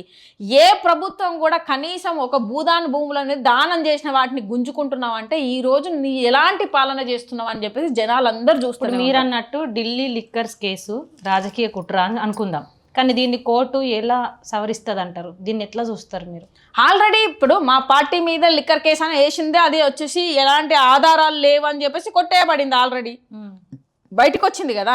ఈ రోజున నీకు ఆపోజిషన్లో ఏంటిది ఢిల్లీలో వచ్చేసి నేను 2 సార్లు అధికారంలో వచ్చిన, 3ోసారి కూడా రాకపోతే నా ఇజ్జత్ పోతుందని చెప్పేసి ఈరోజు ఈవీఎం మిషన్లను యూజ్ చేసుకుంటే, ఈవీఎం మిషన్ లేకపోతే నీ పార్టీకి దిక్కుండదు. తర్వాత వచ్చేసి సరణ ఒకటి తీసుకొచ్చినావు. అంటే ఈ ఏరియాలో ఇప్పుడు ఫర్ ఎగ్జాంపుల్ ఒక ఏరియాలో ఒకరు ఈయనకు వచ్చేసి బాగా పలుకుబడి ఉంది, లేకపోతే వచ్చేసి ఆయన గెలుస్తాడు అన్నోళ్ళను సర్ అనే పేరుతోని వాళ్ళు వీళ్ళు అనేది పాకిస్తాన్లో వచ్చిర్రు, వాళ్ళు వచ్చిర్రు, వీళ్ళు వచ్చిర్రు అని చెప్పేసి తీసేస్తున్నారు. మరి పాకిస్తాన్లో వస్తుంటే దేశంలోకి నువ్వే కదా ప్రభుత్వం, దేశ రక్షణ చేయాల్సింది నువ్వే కదా, మరి నువ్వేం చేస్తున్నావు? దానికి కూడా చేత కాదు అంటే పోలీసోడి నువ్వే పెట్టుకొని నువ్వే దొంగ అంటున్నావు. జనాలు ప్రజలు ఏం చేస్తాము, మేమేం చేస్తాము, అరే దొంగలు పడ్డారు రా అని మేము వచ్చి మిమ్మల్ని మీ దగ్గర మేము వచ్చేసి ఏంటిది కంప్లైంట్ ఇవ్వాల్సింది పోయి మీరే వచ్చేసి ప్రజల దగ్గర కంప్లైంట్ ఇస్తున్నారంటే నువ్వు అధికారంలో ఉండి వేస్ట్, ఫెయిల్యూరు. బీజేపీ ప్రభుత్వం ఈరోజు ఫెయిల్యూరే, కాంగ్రెస్ ప్రభుత్వాలు ఫెయిల్యూరే. ఈ రోజున లిక్కర్ కేసు అని చెప్పేసి ఆపోజిషన్లో ఆపోజిషన్లో గట్టిగా పోటీ ఇచ్చిన పార్టీ ఏదంటే ఆమ్ ఆద్మీ పార్టీ. నేను దేశంలో అన్ని ప్లేస్ల నుంచి ఆక్రమించుకుంటున్నాను, ఢిల్లీలో కూడా నేను ఇక్కడ అధికారికంగా ఉన్నా కానీ ఆ ఢిల్లీలో వచ్చేసి నేను పరిపాలన లేదు కాబట్టి అక్కడ ఎట్లయినా నేను ఖచ్చితంగా కూర్చోవాలి, రావాలి అధికారం అని చెప్పేసి సామభేద దండోపయోగాలు అన్నీ ఉపయోగించి లిక్కర్ కేసు అని వేసినాం. ఈరోజు ఏమైంది, దీని మీద మొత్తానికి కొట్టేసిరు. కొంతమంది దరిద్రులు ఉంటారు, దేనికి పనికి రానోళ్ళు అంటారు, వాళ్ళు వచ్చేసి పార్టీలు మారుతాం. ఇప్పుడు ఎవరైతే ప్రభుత్వం ఏదైతే ఉందో మేము ఈరోజు కేసులకు కూడా భయపడకుండా కేజ్రీవాల్ సార్ కానీ, సంజయ్ సింగ్ సార్ కానీ, మనీష్ సిసోడియా సార్ కానీ, సత్యేందర్ జయంత్ కానీ వీళ్ళందరూ పోతే ప్రాణమైన పోనే కానీ మేము వచ్చేసి పార్టీని వదలమనే ఒక దాంతో కోట్లలో వచ్చేసి 3 సంవత్సరాలు మగ్గిన వాళ్ళు కూడా ఉన్నారు. ఈ రోజు వచ్చేసి బయటకు వచ్చేసి నిరూపణ అయింది కాబట్టి ఈరోజు వచ్చేసి కేసులు లేకుండా బయట ఉన్నారు. అది నిరూపణ అసలు ఆధారాలే లేవు అని చెప్పేసి ఈరోజు ఈడీ సిబిఐలను ఉపయోగించుకొని మీరు ఏం చేస్తున్నారు దేశానికి అందరికీ తెలుసు. కానీ ఓన్లీ మా పార్టీ మాత్రమే వచ్చేసి నీకు అపోజిషన్లో ఉంది, మిగతా పార్టీలు అందరూ భయపడే వాళ్ళందరూ వచ్చేసి ఈడీ సిబిఐలు పంపేయగానే భయపడి నీ దాంట్లోకి చేరిపోయారు. వాళ్ళందరూ ఇప్పుడు నువ్వేమన్నావు, కరప్షనే లేకుండా చేస్తా అన్నావు. కరప్షన్ ఉన్న వాళ్ళందరినీ పార్టీలో వచ్చి జాయిన్ అవగానే వాషింగ్ పౌడర్ నిర్మాలాగా నీ దాంట్లో వచ్చి జాయిన్ ఉంటారు. రేపిస్టులు అందరూ వచ్చేసి నీ దాంట్లోనే ఉంటారు. బ్రిజ్భూషణ్ సింగ్ కానీ ఇటు సైడ్ చూసుకుంటే ఏ రాజకీయ బీజేపీ ప్రభుత్వంలో ఉన్న ఏ లీడర్ వచ్చేసి చూసినా కానీ ఎక్కడ చూసినా వీడియోలు పరిగెత్తుకుంటూ ఆడవాళ్ళని వచ్చేసి రేపులు చేసినా మనం చూసినాం. అదేవిధంగా వచ్చేసి జైల్లో నుంచి బయటికి రాగానే దండలేసి ఊరేగించుకుంటూ అంటే వీడేదో ఘనకార్యం చేసిరు, ఆడదాన్ని వచ్చేసి నాశనం చేసిన నా కొడుకులని తీసుకుపోయి మీరు ఘనకార్యం చేసినట్టు ఎత్తుకొని పోయి ఊరేగిస్తారా? అసలు సిగ్గుందా అని అడుగుతా. ఈరోజు రేపిస్ట్ పార్టీ ఏదైనా ఉందంటే BJP party. So even though బీజేపీలో ఉన్న మోడీ గారికి కూడా డైరెక్ట్గా అసలుకి ఇప్పటిదాకా కరప్షనే లేదు సార్, పెళ్లి చేసుకొని కూడా దేశం కోసం పెళ్ళాన్ని వదిలేసిరని చెప్పేసి అన్న వాళ్ళు ఈ రోజున ఎఫ్స్టీన్ ఫైల్లో చూసుకున్నా ఆయన పేరే కనబడుతుంది. బీజేపీలో ఉన్న సుబ్రహ్మణ్య స్వామి గారే వాళ్ళ లీడరే వచ్చేసి బీజేపీలో మోడీ ఉమెనైజర్ అని చెప్పి చెప్తున్నాడంటే ఈవెన్ దో ఒక రచయిత మధు పూర్ణిమ కిష్కర్ మోడీ భక్తురాలు, ఆమె మోడీకి భక్తురాలు, రచయిత, ఆయన మీద బుక్ రాసిన ఆమె కూడా ఈరోజు వాస్తవాలు బయట పెడుతుంది మోడీ ఉమనైజర్ అని చెప్పేసి. అంటే ఇన్ని వాస్తవాలు పెట్టుకొని కూడా ఈరోజు బీజేపీ ప్రభుత్వం మొత్తం భ్రష్టు పట్టేసి దేశంలో వచ్చేసి మొత్తం అన్యాయాలు చేసేది, అక్రమాలు చేసే ఏదైనా పార్టీ ఉందంటే ఈరోజు బీజేపీ ప్రభుత్వం. రేపులకి, మర్డర్లకి, మానభంగాలు చేసేటోళ్ళకి కాపలా కాసేది బీజేపీ పార్టీ. ఈరోజు దేశాన్ని అంబేసిన పార్టీ ఏదైనా ఉందా అంటే బీజేపీ పార్టీ. వాళ్ళు మంచి హిందూ ధర్మాన్ని పాటించే వాళ్ళు, ఆడదాన్ని గౌరవించే వాళ్ళు, వాళ్ళ గురించి మీరు ఏ రుజువు ఉందని మాట్లాడుతారు? నేనేమంటున్నా అంటే హిందువులు మన దేశం అనేది అన్ని కులాలకి మతాలకి సమానము అంటది, మన జాతీయ గీతంలో ఉంటుంది. ఇవన్నీ చూస్తున్నాం. ఇన్ని సంవత్సరాల నుంచి అంటే వేరే వాళ్ళు ముస్లింలు కూడా రాజ్యం పాలించారు మన దేశాన్ని. అప్పుడు కూడా హిందూ మతం అనేది ఖత్రా అంటే ప్రాబ్లంలో ఉంది, హిందువులకు వచ్చేసి రక్షణ లేదు అన్నప్పుడు ఆ ప్రభుత్వాలు ఉన్నప్పుడే రాలేదు. కానీ ఇప్పుడు హిందూయిజం అని చెప్పేసి హిందూయిజానికి చాలా డిఫరెన్స్ ఉన్నది. దీంట్లో సనాతన ధర్మం అనే పేరుతోని మరి ఏ హిందూ ధర్మంలో చెప్పారు ఆడవాళ్ళని రేపులు చేయమని? ఆడవాళ్ళు రేపులు చేస్తే వాళ్ళని వచ్చేసి బయటికి తీసుకురమని బురిడి బాబాలు ఎంతమందిని వచ్చేసి ఇది చేసిర్రు. ఆ బాబాలను అందరిని వచ్చేసి వాళ్ళ కేసులు రుజువైన తర్వాత జైళ్ళల్లో ఉంటే జైళ్ళలో నుంచి బయటికి ఎట్లా వస్తున్నారు వాళ్ళు? ఇవన్నీ ఎందుకు బయటికి తీసుకురావట్లేదు అంటే హిందూయిజం అంటే రేపులు చేయడాన్ని ప్రోత్సహించడాన్ని హిందూయిజం అంటారా? ఈరోజు హిందూ ముస్లిం చేసే వీళ్ళు ఏం చేస్తున్నారు? ఎక్కడ మనకి హిందువులకు ఇది ఉందా, రక్షణ ఉందా? హిందువులకు రక్షణ ముస్లిం వల్ల కాదు. గోద్రాకాండ ఎవరి వల్ల జరిగింది? అమిత్ షా వల్ల, మోడీ వల్ల కాదా గోద్రాకాండ జరిగింది? హిందూ ముస్లిం అనే ఈ వచ్చేసి విభేదాలు మాట్లాడకుండా ఉండాలి అనేది రాజ్యాంగంలో ఉంది. ఇది ఎవరైతే రెచ్చగొడతారో అసలు వాళ్ళకు అసలు పార్టీలో ఉండే అధికారం కాదు కదా, దేశంలో ఉండే అధికారమే లేదు. అట్లాంటిది వీళ్ళు హిందూ ముస్లిం అని చెప్పేసి రెచ్చగొట్టుకుంటూ కూర్చుంటున్నారు. ఈ రోజున ఈ హిందూయిజం అని చేసేసి ఎంత డెవలప్మెంట్ చేసారు చెప్పండి. ఇదే ఈ పార్టీ 40 రూపాయలు పెట్రోల్ ఇస్తా అన్నోళ్ళు 60 రూపాయలు పెట్రోల్ ఉన్నప్పుడు బ్యారెల్ రేట్ ఎక్కువగా ఉండే, అప్పుడు ఆ ప్రభుత్వం ఉన్నప్పుడు ఎక్కువగా ఉండే. ఈ ప్రభుత్వం వచ్చిన తర్వాత తక్కువైంది. మరి ఇంత ఇప్పుడు 60 రూపాయలు ఉన్నప్పుడు మనం కొన్నాం, ఈ ప్రభుత్వం వచ్చి 40 రూపాయలు ఇస్తానంటేనే వీళ్ళకి వచ్చేసి ఓట్లు వేసినాం. పోనీ 60 రూపాయల నుంచి 100 రూపాయలకు పెట్రోల్ అయినప్పుడు ఎంత ఉన్నది, మిగిలి ఉన్నది గ్యాప్ 40 రూపాయలు దాకా. దేశంలో ఎన్ని కోట్లు, 140 లక్షల కోట్ల మంది 140 కోట్ల మంది మనం అందరూ యూజ్ చేసుకుంటూ ఉంటారు మ్యాక్సిమం. ఈ మధ్యలో రేట్లు కూడా పెరిగినాయి. ఎంత బడ్జెట్ అనేది ఉండాలి అక్కడ? 50,000 కోట్ల అప్పున్నప్పుడు, 50,000 లక్షల కోట్ల అప్పున్నప్పుడు అప్పుడు నువ్వు ఇంత రేటు పెరిగినప్పుడు అప్పు అంతా మొత్తం తీర్చేయాలి. అసలు మన దేశానికి ₹1 అప్పు ఉండొద్దు ఇప్పుడు. కానీ ఎంత ఉన్నది? 13 సంవత్సరాలలో నువ్వు చేసిన అప్పు ఎంత అంటే 250,000 లక్షల కోట్లు అప్పు చేసినావు. అంటే జనాలు మధ్యలో ఈ 13 సంవత్సరాలుగా పెట్టిన డబ్బు ఎక్కడికి పోయింది అని అడుగుతున్నాం. పోనీ ఇటు సైడ్ వచ్చేసి 60 రూపాయలు నీకు ఏంటిది డాలర్ వాల్యూ ఉన్నప్పుడు ఈ రోజున నువ్వు ఆ రోజు ఏమన్నావు? నేను ఇండియాలో పుట్టినందుకే సిగ్గుపడుతున్నా అని అన్నావు మోడీ. మరి ఈ రోజు వచ్చేసి 96 రూపాయలకు పైన అయిపోయింది డాలర్ వేడు. ఇప్పుడు నువ్వేం చేస్తావు? చచ్చిపోతావా? మరి ఎందుకు బతుకున్నావు? నీ ప్రభుత్వమే కదా చేసింది, నువ్వే కదా. 60 రూపాయలు ఉన్నప్పుడేమో సిగ్గుపడుతున్నా అన్నావు. మరి 96 రూపాయలు అయినప్పుడు మోడీ గారే వచ్చేసి ఈ ప్రభుత్వాన్ని పరిపాలించినంటే నువ్వు నిజంగా హిందూయిజం అనుకుంటావో, హిందూ వాదం అనుకుంటావో, దేశభక్తుడు అనుకుంటావో, నిజంగా దేశభక్తుడు అయితే ఏంటిది నీ రాజకీయాన్ని వదిలేయి, దేశం బాగుపడుతుంది. ఈరోజు దేశం వచ్చేసి సంక్షోభంలో ఉంది, మొత్తం ఆర్థిక వ్యవస్థ దెబ్బతిన్నది. ఓన్లీ అదానికి అంబానీకి ఒప్పజెప్పి ఈరోజు వచ్చేసి దేశాన్ని ఇంత సర్వనాశనం చేసింది ఎవరు అంటే బీజేపీ ప్రభుత్వం, మోడీ. వాస్ట్ ఇదే గూగుల్లో వచ్చేసి ప్రతిరోజు మనం గూగుల్ లేకుండా బతకలేము. గూగుల్నే అడిగినా కూడా చెప్తారు వాస్ట్ మినిస్టర్ ఎవరు అంటే, పిఎం ఎవరు అంటే మోడీ అని చెప్పి చెప్తుంది. చిన్న పిల్లగాడు మోడీనే వచ్చేసి ఆయన పోయి అడిగి. ఇప్పుడు మొత్తముల నీతి మాటలు చెప్పే బీజేపీ నాయకులంతా నీతిగా బతకరు అని అంటావా? నేను ఏమంటున్నా అంటే చెప్పేదంతా శ్రీనందంగా లేదు, దూరేదంతా సానికొంపలు అంటారు తెలంగాణ భాషలో. గదే చేస్తున్నారు. ఈ రోజున మేక్ ఇన్ ఇండియా పేరుతో ఏం చేసిర్రు? ఏం చేయలే. సబ్కా వికాస్ అన్నారు, ఏం చేసిర్రు? ఈరోజు ఏం జరుగుతుంది? ఎన్ని స్కూళ్ళు మూతపడ్డాయి బీజేపీ ప్రభుత్వం వచ్చిన తర్వాత నుంచి? దేశవ్యాప్తంగా ఎన్నో స్కూళ్ళు మూతపడ్డాయి. ఎవరు దానికి బాధ్యత? ఈ రోజున ఎంతోమంది అమ్మాయిలు బీజేపీ ప్రభుత్వంలో మిస్ అయినంత అమ్మాయిలు ఏ ప్రభుత్వంలో కాలేరు. మరి ఆ డేటా ఎంత, ఏది, ఎక్కడికి పోయింది? ఈ రోజున వచ్చేసి మనకి గ్యాస్ 400 రూపాయలు ఉన్నప్పుడు స్మృతి ఇరానీ వచ్చేసి రోడ్లు ఎక్కేసి ఏంటిది సిలిండర్ ఎక్కి తిరిగింది. మరి గాజులు పంపించింది, ఏది మన్మోహన్ సింగ్ గాజులను చీర పంపించింది, గాజులు పంపించింది. మరి ఈరోజు మోడీకి చీర కట్టి ఆడిపియాలా? ఏం చేయాలా? 1000 రూపాయలకు వచ్చింది ఈరోజు. అంటే ప్రతీది నిత్యావసర ధరల దగ్గర నుంచి ప్రతీది పెంచి మీరు దేశ అప్పేమన్నా తగ్గించారా అని తగ్గలేదు. రేపు పొద్దున మనం పుట్టబోయే బిడ్డ కూడా 6 లక్షలు కట్టాలి, ఆడు కూడా అప్పున్నాడు. రేపు పొద్దున పుట్టే బిడ్డ కూడా అప్పున్నది. ఏం చేయమంటావు? ఇదేనా వికాస్? మేక్ ఇన్ ఇండియా అంటే ఇదేనా భ్రష్టు పట్టి ఇచ్చేసి మొత్తానికి మేడం విద్యా సంస్థలు మొత్తము భ్రష్టు పట్టి పోతున్నాయి ఒక రకంగా మీరు చెప్తే. ఇప్పుడున్న కాంగ్రెస్ ప్రభుత్వం ఖచ్చితంగా దీన్ని మారుస్తుంది అంటారా? మార్చకుండా అట్లనే ఉంటుందా? ఇప్పుడు గవర్నమెంట్ స్కూళ్ళు మొత్తం ఏడికాడ అసలు సల్వతులు ఉండయి, ఓ బాత్రూమ్లు ఉండయి, ఏముండయి. ఇప్పుడు ఇటు రేపు తెల్లారి చూస్తే అడ్మిషన్లు. దీన్ని ఎట్లా చూస్తారు? గవర్నమెంట్కి ఏం చెప్తారు మీరు అసలు? ఇప్పటికైనా బీజేపీ ప్రభుత్వం మీద అంతకుముందు కాంగ్రెస్ ప్రభుత్వం చేయలేదని బీజేపీ ప్రభుత్వాన్ని ఎంచుకున్నాం. బీజేపీ ప్రభుత్వం వచ్చి మొత్తానికే దేశాన్ని అంబేసింది.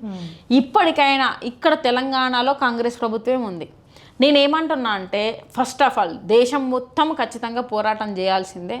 ప్రజెంట్ అయితే దేశం గురించి మనకు సంబంధం లేదు. అంటే సంబంధం మీన్స్ మనం ఇక్కడ తెలంగాణను ఫస్ట్ సాధించుకుంటే మిగతా ఎక్కడైనా సాధించుకోవచ్చు. 1 సంవత్సరం తెలంగాణ ప్రజలకు నేను ఒకటే చెప్తున్నా, 1 సంవత్సరం వేస్ట్ అవుతుందేమో. మనం ఆల్రెడీ 2020లో వచ్చి లాక్డౌన్లో ఉండి 2 సంవత్సరాలు మన లైఫ్లో ఎట్లయినాయో, ఎంత ఆర్థిక భారాలు ఎంత పడ్డాయో, మన లైఫ్లో ఎట్లా లీడ్ చేసినా మనకు తెలుసు. 1 సంవత్సరం ఒకవేళ ప్రాబ్లం అవుతుందో ఈ ప్రైవేట్ స్కూల్ అందరినీ తీసేసి ఓన్లీ ప్రభుత్వ స్కూళ్ళనే ఎంకరేజ్ చేస్తాము, ప్రభుత్వ స్కూల్లే మాకు కావాలి, వాటిని రిపేర్లు చేపిస్తారా, వాటిలో ఎన్ని వసతులు ఉన్నాయో అవన్నీ చేయాల్సిన బాధ్యత ఏంటిది రాష్ట్ర ప్రభుత్వానికి ఉంది అని చెప్పేసి బయటకు వద్దాం. ఏం పోతుంది? 1 సంవత్సరం వేస్ట్ అవుతుంది అంతే కదా. మన లైఫ్లో ఎన్నో రకాలుగా పోయినాయి.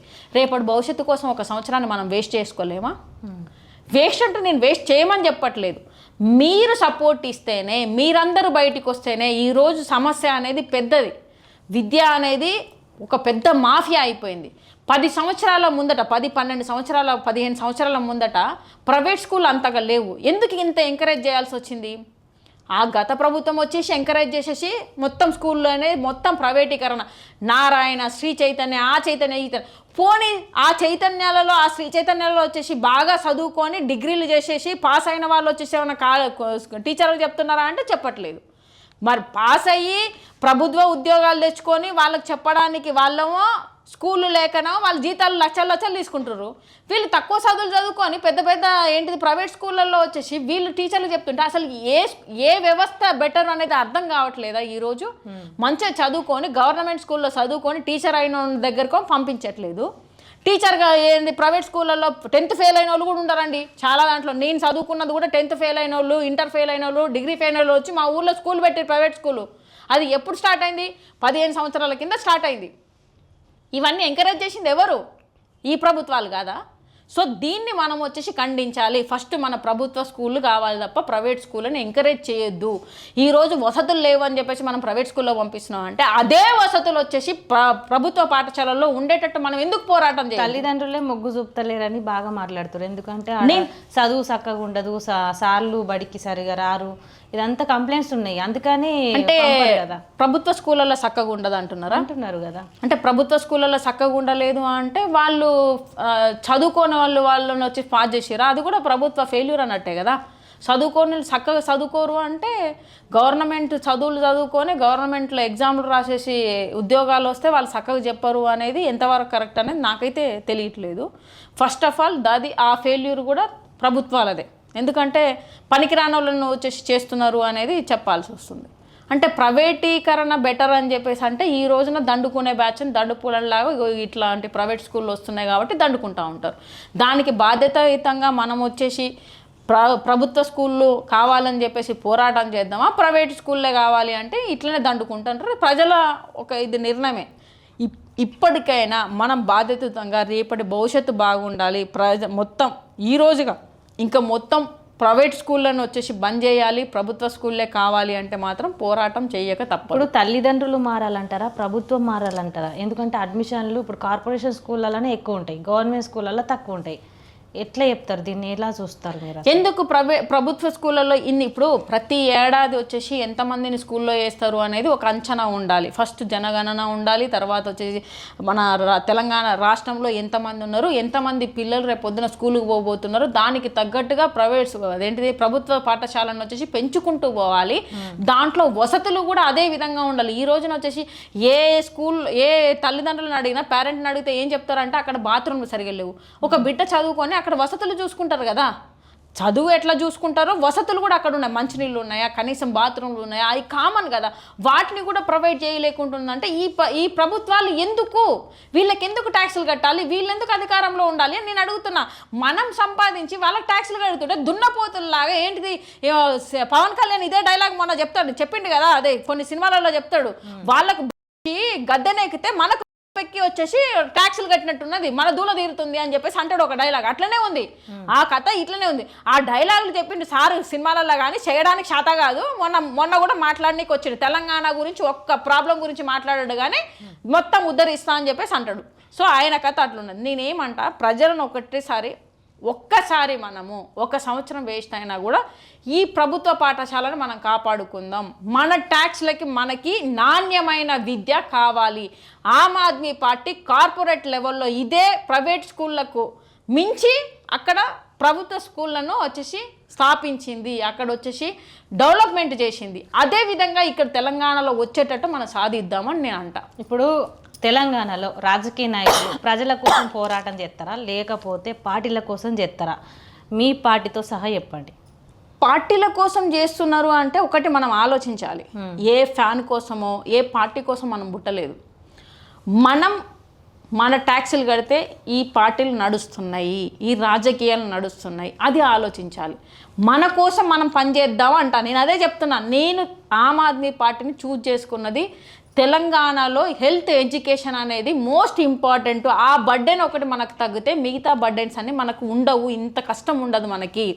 సో అది ఇంప్లిమెంటేషన్ చేసిన పార్టీ ఏదైనా ఉందంటే ఆమ్ ఆద్మీ పార్టీ. అందుకే ఆ సిద్ధాంతాలు ఇంప్లిమెంటేషన్ చేసింది. ఊరికే చెప్పి 420 హామీల్లాగా చెప్పి హామీలు గాలికి వదిలేసిన పార్టీ కాదు ఆమ్ ఆద్మీ పార్టీ. ఎడ్యుకేషన్ని, హెల్త్ని వచ్చేసి కార్పొరేట్ లెవెల్లో వచ్చేసి తీర్చిదిద్దింది కాబట్టి ఆ పార్టీని ఎంచుకున్నా. ఆ పార్టీ ఇక్కడ రావాలని ఎంచుకున్నా. కావాలి అంటే ఇప్పుడు నాకని కానీ ఎవరికైనా కానీ అన్ని పార్టీల నుంచి పిలుపు వస్తాయి, పైసలు ఇస్తాము, నామినేట్ పోస్టులు ఇస్తారంటారు. మేము వెళ్ళట్లేదు. ఎందుకు వెళ్ళట్లేదు? లేదు మేము బిజినెస్ చేసుకోమా, సినిమా ఫీల్డ్లో ఉన్న సినిమాలు సంపాదించుకోలేమా, మేము ఎందుకు వచ్చి పోరాటాలు చేయాలా? మనకు కావాల్సింది హెల్త్ ఎడ్యుకేషన్. దాని మీద పనిచేయండి. ఎవడు మనకు ఫ్యాన్ కాదు. ఫ్యాన్ అయితే వాళ్ళ జేబులో నుంచి పెట్టాడు. ఈరోజు రాజకీయవేత్తగా ఉన్నాడు రేవంత్ రెడ్డి, కష్టమవుతుంది అంటే నీకేమి హెల్ప్ చేయట్లేదు. ఇంకా నీ ఏంటిది ప్రజల ధనాన్ని, సామాన్య ప్రజల ఇల్లును కూలగొట్టుకుంటూ ఈరోజు సామాన్య ప్రజల ఆస్తులను కొల్లగొడుతున్నారు తప్ప బడా బాబుల్ని ఎవడేమని అంటాడు, పేదవాడికి పెట్టాలి, ఉన్నవాడిని కొట్టాలి అంటారు. పోనీ అట్టేమన్నా చేస్తున్నావా నువ్వు? ఈ రోజున ఉన్నవాడికి ఇంకా ఉన్నోని చేస్తున్నారు, పేదవాడిని కొడుతున్నారు. ఇంకా ఏం చేస్తారు? పేదవాళ్ళ రక్తం పీరుస్తున్నారు, పేదవాళ్ళ నడ్డి వీరుస్తున్నారు. ఇటు సైడ్ వచ్చేసి బీజేపీ ప్రభుత్వము రోజు రోజుకు ఏంటిది మొత్తం నిత్యావసర ధరల దగ్గర నుంచి పెట్రోల్ కండ్లు మూస తెరిచే లోపల పెట్రోల్ రేట్లు పెరుగుతున్నాయి. ఎట్ట బతకాలి? పెట్రోల్ అనేది అందరికీ అవసరమైనదే. ఈరోజు పుట్టే బిడ్డ నుంచి చచ్చిపోయడం దాకా పుడుతున్నాడంటే హాస్పిటల్ పోవడానికి పెట్రోల్ లేకుండా బండ్లు ఏం వేసుకొని పోతారు? నడుచుకుంటారు, ఎడ్ల బండ్ల మీద పోతారా? కాడే తీసుకొని పోవాలి అంటే వానికి ఒక బండి కావద్దా? సార్ ఏమంటారు, దానికి కూడా ఒక బండి ఉంటుంది శవాన్ని తీసుకుపోవడానికి, ఇవన్నీ ఉంటాయి. మరి వాటికి కూడా పెట్రోల్ అవుతుంది. మరి ఎంతమంది వచ్చేసి ఈ విధంగా బాధపడుతున్నారు? ఈ రోజు నిత్యావసరం 3 పూటలు అన్నం తినడానికి కాకుండా ఒక్కొక్కడు ఏ విధంగా అంటే ఈరోజు 3 పూటలు కాదురా భయ్, 2 పూటలు తింటే చాలు, 1 పూట తింటే చాలు అని చెప్పేసి అన్నారు. ఈ రోజున ఇదే బీజేపీ ప్రభుత్వం నేను 85,000 కోట్ల మందికి వచ్చేసి నేను రేషన్ బియ్యాన్ని 5 కేజీలు ఇస్తున్నా అంటే సిగ్గుండాల కొంచెం అన్నా. నువ్వు ఎక్కడికి తీసుకుపోతున్నావు? నీ హంగర్ ఇండస్ట్రీ అనేది మన దేశంలోనే 102 స్థానాల్లో ఉన్నది అంటే ఉన్నది మన దేశంలో అంత. నువ్వు వచ్చేసి మొత్తం దేశాన్ని పేద దేశంగా మార్చేసినావు. ఈ రోజున పీపుల్ ఏంటిది పూర్ పీపుల్ ఎక్కువ చేసినావు. నువ్వు అంటే అన్నానికి కూడా నోచుకోలేనంత దేశాన్ని ఆ విధంగా చేసినావని అర్థమా, లేకపోతే డెవలప్మెంట్ అయిందన్న దిశగా పోతుందా? ఎట్లా చెప్తారు దీన్ని? సో ఈ విధంగా బీజేపీ ప్రభుత్వం చేసేది ఈ విధంగా ఉంది. దేశంలో రాష్ట్ర ప్రభుత్వాలు ఈ రోజున వచ్చేసి మన రాష్ట్రంలో ఏదైతే ఉన్నదో వాటిని కొల్లగొట్టుకోవడానికి ఉన్నారు తప్ప దేశ ప్రజల కోసం లేరు, రాష్ట్ర ప్రజల కోసం లేరు. హిట్లర్ పరిపాలన నడుస్తున్నది అనేది ఆయన చెప్పింది వాస్తవమే, ఈరోజు జరిగేది వాస్తవమే. ఇదే విధంగా ఉంటే ఈ రేవంత్ రెడ్డిని తరిమి కొట్టే రోజు దగ్గరలోనే ఉన్నాయి. ఇప్పుడు ఆమ్ ఆద్మీ పార్టీ ఒకవేళ కల్లో జరుగుతుందో జరగదో చూద్దాం. ప్రజలైతే ఒకవేళ ఆమ్ ఆద్మీ పార్టీని ఎన్నుకుంటే ఖచ్చితంగా విద్యను, వైద్యంని ఫ్రీ చేస్తుందా, లేదంటే ఇప్పుడు ఏదో కళ్ళబొల్లి మాటలు మాట్లాడుతుందా? మా ప్రభుత్వము ఢిల్లీలో ఉన్నప్పుడు ఇంప్లిమెంటేషన్ చేసిన పార్టీ హెల్త్ ఎడ్యుకేషన్ కార్పొరేట్ లెవెల్లో ఇచ్చింది. ఒక్కసారి గూగుల్లో ఆడినా కూడా చెప్తారు. ఈవెన్ దో బీజేపీ ప్రభుత్వం కూడా బయట దేశాల నుంచి వచ్చినప్పుడు చూపించుకోవాలంటే మా పార్టీ ఏంటిది డెవలప్మెంట్ చేసిన స్కూళ్ళనే చూపించారు. అక్కడ డెవలప్మెంట్ దిశగా మా పార్టీ స్కూళ్ళనే మా పార్టీ. అదేవిధంగా పంజాబ్లో కూడా మా పార్టీ అధికారంలో ఉంది. సో అక్కడ కూడా రైతులకు కానీ హెల్త్ ఎడ్యుకేషన్ అనేది ఏ విధంగా ఉంది, ఇంప్లిమెంటేషన్ చేసిందా లేదా అనేది ఒకసారి చూసుకోమని చెప్పండి. ఇప్పటిదాకా దేశంలోనే 75 సంవత్సరాలు అవుతున్న పార్టీలలో ఏదైతే ఇంప్లిమెంటేషన్ హెల్త్ ఎడ్యుకేషన్ దాని మీద ఇంప్లిమెంటేషన్ చేసిన పార్టీ ఏదైనా ఉంటే చూడమని చెప్పండి. ప్రజలకు నేను ఒక్కటే అడుగుతున్నా, ఒక్క అవకాశం ఇవ్వండి. డబ్బు కోసం కాదు, మనకు ఓట్లు డబ్బు ఇస్తే కాదు, మన హెల్త్ ఎడ్యుకేషన్ బాగుంటే రేపు పొద్దున రాష్ట్రాలు బాగుంటాయి, మనం బాగుంటామని చెప్పేసి మీరు ఆశిస్తే, ఒక్కసారి మీకు దమ్ముంటే, మీకు ధైర్యం ఉంటే, పార్టీలో ఎవడొచ్చినా కానీ ఏంటిది డబ్బులు తీసుకోకుండా ఓటేసే ధైర్యం మీకుందా అని నేను అడుగుతున్నాను. మీకు ధైర్యం ఉంటే మీరు నిజంగానే ఒక్కసారి హెల్త్ ఎడ్యుకేషన్ అనేది కావాలని మీరు అనుకుంటే ఆమ్ ఆద్మీ పార్టీని ఖచ్చితంగా మీరు ఎంచుకొని గెలిపిస్తే 100% మేము తెలంగాణలో హెల్త్ ఎడ్యుకేషన్ అనేది మన ట్యాక్స్లకి ఫ్రీగా ఇస్తాము. ఫ్రీ అంటే ఫ్రీ కాదు, మన ట్యాక్స్లకే మనకు రాజ్యాంగంలో కల్పించిన దాన్ని ఖచ్చితంగా ఇంప్లిమెంటేషన్ ఊకోరి మేడం, ఏ నాయకుడు చెప్పినా గిదే సోది. నేనేమంటున్నా 100% చెప్తాడు, ఏ నాయకుడైనా నాయకురాలైనా. కరెక్టే. ఆమ్ ఆద్మీ పార్టీ ఏం చేసిందో చూడండి. ఢిల్లీలో Kejriwal sir Aam Aadmi party implementation చేసిందా చేయలేదా అని ఒకసారి గూగుల్లో చూడండి. పంజాబ్లో కూడా అధికారంలో ఉంది, అక్కడ కూడా ఇంప్లిమెంటేషన్ చేసిందా చేయలేదని మీరు చూసిన తర్వాతనే జనాలు సింహాసనం కింద ఉంటే అయ్యా అవ్వా అని అంటారు, సింహాసనం ఎక్కినాక ఇక పక్కకు జరగానని మాట్లాడతారు. నేను అదే అంటున్నా కదా, ఇంప్లిమెంటేషన్ చేసిన పార్టీ ఏదైనా ఉంది అంటే మీరు చెక్ చేసుకున్న తర్వాతనే. ఫస్ట్ ఆఫ్ ఆల్ ఈ రోజున వచ్చేసి ప్రతి ఒక్కరి చేతిలో మొబైల్లు ఉంటున్నాయి కదా, ఏది వాస్తవం ఏది అవాస్తవము, ఎవరు నెరవేర్చిరు, ఎవరు ఇంప్లిమెంటేషన్ చేసినట్టుగా. మొన్న కవితమ్మ విద్య మొత్తం ఫ్రీ ఎత్తా అని చెప్పింది. అసలు ఏ ధైర్యంతో చెప్పిందో, విద్య ఫ్రీ అంటే మామూలు విషయమా? మరి ఎన్ని దోసుకొని పెట్టుకుందో మరి ఇక అనిపిస్తుంది అట్లా. విద్య మొత్తం ఫ్రీ చేస్తా అని మాట్లాడుతుంది. ఇప్పుడు లిక్కర్స్ కేసులో ఉండే మరి బయటకు వచ్చింది. ఇప్పుడు ఒకవేళ బీఆర్ఎస్ పార్టీతోని పొత్తు కూడబోతానని ఆ మాట అన్నదా? ఒకవేళ ఆమె సీఎం అయితే విద్య ఫ్రీ చేస్తా అని గట్టిగా చెప్పింది. మరి దాని మీద ఏం మాట్లాడతారు? ఇప్పుడు మీరు కూడా ఫ్రీ చేస్తామని మాట్లాడుతున్నారు. నేనేమంటున్నా అంటే మా పార్టీ, నేను చెప్పలేదు, నా party Aam Aadmi party implementation చేసింది 2 రాష్ట్రాలలో. అది ఢిల్లీలో చేసింది, పంజాబ్లో చేసింది. ఒక్కసారి చూడండి అంటున్నా. నేను కవిత గారు లాగా వచ్చేసి, కవితమ్మ లాగా వచ్చేసి నేను ఫ్రీ ఇస్తా అని చెప్పేసి 10 సంవత్సరాలు అధికారంలో ఉన్నప్పుడు మరి ఏం చేసింది? అప్పుడు విద్య మీద ఎందుకు కొట్లాడలేదు? అప్పుడు బీసీల మీద ఎందుకు కొట్లాడలేదు? అప్పుడు జనాల మీద ఎందుకు కొట్లాడలేదు? అప్పుడు నిరుద్యోగులకు జాబులు ఎందుకు ఇవ్వట్లేదు అని చెప్పి వాళ్ళు అయ్యని అడగలేదు. మరి ఇవన్నీ చేయనామే ఈరోజు నేను అమ్మనైనా అమ్మ అని చెప్పేసి వచ్చుకుంటూ వస్తున్నావు. ఆ రోజు మీ నాన్న తప్పు చేస్తున్నాడు, ఈరోజు మా అయ్య మొత్తం వచ్చేసి దోచుకున్నాడని నువ్వే చెప్తున్నావు. మరి నువ్వెంత దోచుకున్నావు? ఆ రోజు ఎందుకు మాట్లాడలే? ఈ రోజు ఎందుకు అధికారంలో ఉన్నప్పుడు ఒక మాట మాట్లాడుతావు, ఈ రోజు నీకు ముఖ్యమంత్రి పదవి కోసం ఈ రోజు ఇది మాట్లాడతావా అని మేము అడుగుతున్నాము. జనాలు కూడా గదే అడుగుతున్నారు. సో నేనేమంటున్నా అంటే సామాన్య ప్రజలు అన్నప్పుడు ప్రజలే అందరూ సమానమే. నువ్వు హెల్త్ ఎడ్యుకేషన్ దాన్ని నిజంగానే ఇంప్లిమెంటేషన్ చేయాలి అనుకుంటే ఆల్రెడీ ఇంప్లిమెంటేషన్ చేసిన మా పార్టీ ఉంది. మా పార్టీలో ఎందుకు నువ్వు సపోర్ట్ చేయలేకపోయినావు? మా పార్టీకి ఎందుకు రాలేకపోయినావు నేను అడుగుతున్నా. ఇంప్లిమెంటేషన్ చేసింది కదా, మీ సొంత అయినా కూడా నీ ఇంప్లిమెంటేషన్ లేదు. ఈవెన్ దో బస్తీ దవాఖానాలు అని చెప్పేసి ఆమ్ ఆద్మీ పార్టీని కాపీ కొట్టే కొన్ని చేసిర్రు పోయినసారి. సో నేనేమంటున్నా అంటే ఆల్రెడీ అధికారంలో వచ్చినప్పుడు ఇంప్లిమెంటేషన్ చేసిన పార్టీ ఢిల్లీలో ఆమ్ ఆద్మీ పార్టీ, పంజాబ్లో కూడా ఇప్పటికి కూడా ఇంప్లిమెంటేషన్ ఉన్నది. రైతులకు కానీ హెల్త్ ఎడ్యుకేషన్ ఇంప్లిమెంట్ అయిన పార్టీ ఉన్నది. నువ్వు ఆ పార్టీలో అధికారంలో ఉన్నప్పుడు కనీసం సామాన్య ప్రజల గురించి ఒక్క దాంట్లో కూడా మాట్లాడలేదు. మీ అయ్యకు వ్యతిరేకంగా కూడా మాట్లాడలేదు. ఈ రోజు వచ్చేసి ముఖ్యమంత్రి పదవి కోసం నువ్వు కోట్లు సంపాదించుకొని మొన్న 15 లక్షలు వచ్చేసి ఒక్కొక్క పేపర్కి వచ్చేసి ఎంత ఖర్చు అయినాయి? పార్టీ పెట్టేటప్పుడే నువ్వు ఇంత పబ్లిసిటీ, ఎక్కడికి పోయినా చిన్న ప్రోగ్రాము ఏంటిది పోయినా కానీ ఇటు ఒక 5 మంది ఉంటారు, ఇటు ఒక 5 మంది, ముందట ఒక 5-6 ఉంటారు. తర్వాత ఫోన్లలో కొంతమంది రీల్స్ ఫోటోషూట్ చేస్తున్నావా? నువ్వేమన్నా సినిమా షూటింగ్ చేస్తున్నావా? ఎందుకని రీల్స్? ఇంత పబ్లిసిటీ ఎందుకు నీకు? నువ్వు అధికారం, నువ్వు మామూలుగా జనాలు అందరికి తెలిసిన విషయమే. అదే అడుగుతున్నా, ప్రజల కోసం వస్తారా నాయకులంతా? మీరు పబ్లిసిటీ కోసం, మీ పార్టీ ఎదుగుదల కోసం, మీ పార్టీ సోషల్ మీడియాలో పెద్ద పేరు తెచ్చుకోవడం కోసం వస్తారా? ఏంది వ్యవస్థను, రాజకీయ వ్యవస్థను మరి ఏమనుకుంటున్నారు అనేది క్వశ్చన్ నేనేమంటున్నా అంటే మా పార్టీ వచ్చి దగ్గర 14 సంవత్సరాలు కావస్తుంది. వచ్చి రాగానే ప్రభుత్వం అధికారంలోకి వచ్చింది, ఇంప్లిమెంటేషన్ చేసింది. ఇంప్లిమెంటేషన్ చేసిన పార్టీ ఏది, చెయ్యని పార్టీ ఏదని వాస్తవాలు చూడమని మీ పథకాలన్నీ కాపీ కొట్టి ఇక్కడ ప్రయోగిస్తున్నారు ఇప్పుడు ఎవరు చేస్తున్నారు? ఆమె ఈ రోజు వచ్చి చెప్పింది, ఆమె పార్టీ పెట్టినప్పుడు నా పార్టీలో వచ్చేసి హెల్త్ ఎడ్యుకేషన్ రైతుల గురించి నిరుద్యోగుల కోసం అన్నది. ఇవన్నీ మా పార్టీ సిద్ధాంతాలు, మా పార్టీ ఎజెండా, మా పార్టీ మేనిఫెస్టో. మీ పార్టీది కాదు, మా పార్టీ మేనిఫెస్టో పెట్టి అధికారంలో ఉన్నప్పుడు ఇంప్లిమెంటేషన్ చేసింది. ఇప్పుడు కూడా పంజాబ్లో అధికారంలో ఉంది, ఇంప్లిమెంటేషన్ చేసింది. ఇప్పటిదాకా ఏ ప్రభుత్వాలు చెయ్యలేదు అనేది నేను బల్లగుద్ది చెప్తున్నా. చూసుకోమని చెప్పండి అంటున్నాను. ఒకసారి వాస్తవాలు చూడాలి అంటున్నాను. తనలాగా వచ్చేసి ఫోటోషూట్ల కోసం ఇప్పుడు మోడీ గారు ఏదైతే వచ్చేసి ఈరోజు మంకీ బాతం చేస్తారు తప్ప సో ఏంటిది మీడియా ముందర వచ్చేసి మాట్లాడడానికి ఆయనకు చేత కాదు.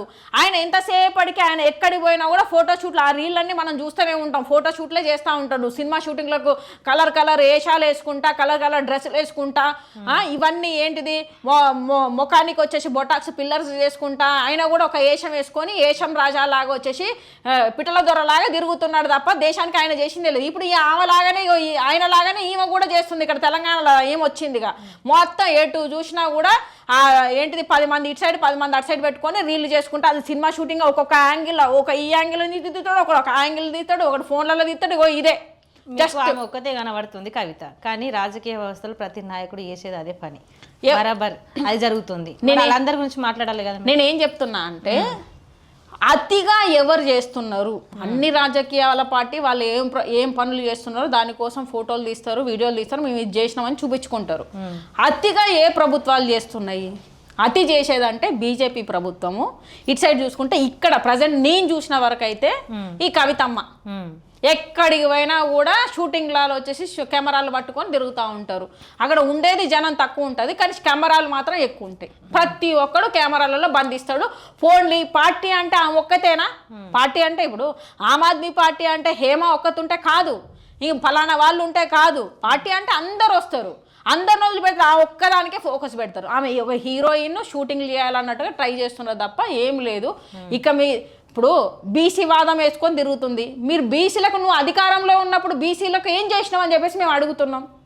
ఆ రోజు ఏం చేయలేదు, బీసీలకు ఏం చేయలేదు, యువతకు ఏం చేయలేదు, ఎవరికి నిరుద్యోగులకు ఏం చేయలేదు. ఈ రోజు వచ్చేసి మా అయ్య మంచోడు కాదు, నేను వచ్చేసి పార్టీ పెడుతున్నా అంటే నీకు అధికార దాహం కావాలి, నేను ముఖ్యమంత్రి అవ్వాలి, నా దగ్గర డబ్బులు ఉన్నాయి, నేను ముఖ్యమంత్రి అవ్వడమే నాకు తక్కువ ఉంది, అది కూడా తీర్చుకుంటా సోకు అని చెప్పేసి వస్తుంది తప్ప ప్రజల కోసం అయితే రావట్లేదు. ఇప్పుడు దేశ రాజకీయాల్లో ఇండియా కూటమికేమో మద్దతు ఇస్తున్నారు, ఇప్పుడేమో తెలంగాణలో కాంగ్రెస్కి విమర్శిస్తున్నారు. ఎట్లా? ఇప్పుడు నేనేమంటున్నా అంటే ఒకప్పుడు లోక్పాల్ బిల్లు కోసం కాంగ్రెస్ ప్రభుత్వాన్ని ఓడించడానికి బీజేపీ ప్రభుత్వంతోనే అన్ని పార్టీలు ఎలయన్స్లో ఉన్నాయి. నేను ఇప్పుడు ఒక డిక్టేటర్షిప్ లాగా దేశాన్ని నాశనం చేస్తున్నారంటే ఎవరైనా ఏకం అవ్వాల్సిందే. అట్లా అయినాం అంటే ఆ రోజున బీజేపీ ప్రభుత్వానికి మా పార్టీ సపోర్ట్ చేసినట్టే. ఆ రోజున లోక్పాల్ బిల్లులు సపోర్ట్ మీన్స్ ఎలయన్స్లో ఉంది, ఓడించినావు.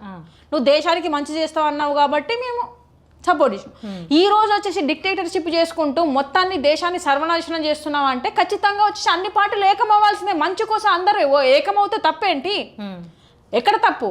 ఈ రోజున ఎక్కడికక్కడ మాట్లాడించే వాళ్ళని టెర్రరిస్టులు అంటారు, మాట్లాడే క్వశ్చన్ చేస్తే టెర్రరిస్టులు అంటారు. దేశాన్ని ఇట్లా సర్వనాశనం చేసుకుంటా సర్రనే పేరుతోని ఈ ఈవీఎం మిషన్లతోన దేశాన్ని సర్వనాశనం చేయడానికి వచ్చినావు.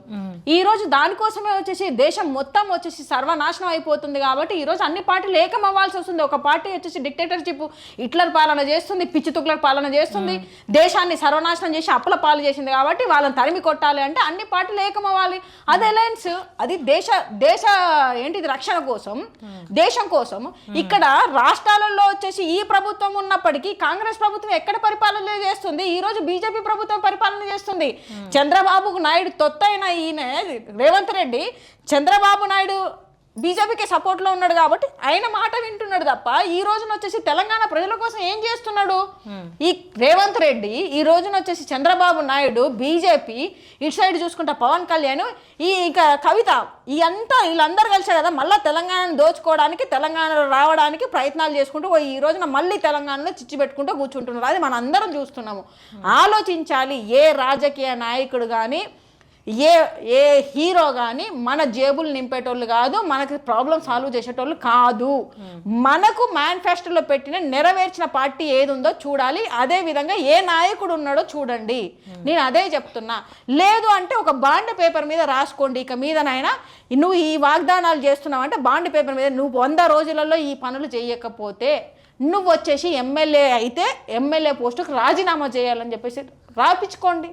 Bond paper రాపించుకోండి. అప్పుడు తరిమి కొట్టే అవకాశం మనకు ఉంటుంది. ఓట్లకు నోట్లు కాదు మనకు కావాల్సింది, బాండ్ పేపర్ రాపించుకొని చేయండి. దానికి నేను కూడా ఏ పార్టీ అయినా కూడా మీరు హెల్త్ ఎడ్యుకేషన్ ఫ్రీగా ఇస్తారంటే మా పార్టీ కూడా సపోర్ట్ చేస్తుంది. దేశం కోసం మా పార్టీ కంపల్సరీ సపోర్ట్ చేస్తుంది. ఈరోజు కాక్రోచ్ జనతా పార్టీ అని పెట్టారు. అది పార్టీ కాకపోయినా కానీ యువత ఈరోజు వచ్చేసి మొత్తానికి సర్వనాశనం అయిపోయింది. యువతను వచ్చేసి సోషల్ మీడియాకు అంటగట్టేసి ఇటు సైడ్ కొంతమంది జనాలను హిందూ ముస్లిం అని చెప్పేసి దేశాన్ని మొత్తం అంబేసేసి ఈ రోజున ఎవ్వరు మాట్లాడినా కూడా పాకిస్తాన్లో అనే పరిస్థితి తీసుకొచ్చిండు. దేశం ఎంత సర్వనాశనం అయిపోయిందో తెలుసు. వీళ్ళందరూ వచ్చేసి ఏమంటారు మొత్తం తొక్కేస్తుంటే ఈరోజు పిల్లి కూడా పులి అవుతుంది అన్నట్టుగా ఈరోజు యువత మొత్తం ఏకమైపోయారు. ఒక అన్యాయానికి ఎదిరించాలని బయటకు వస్తున్నారు. దానికి కూడా మేము సపోర్ట్ చేస్తాం 100%.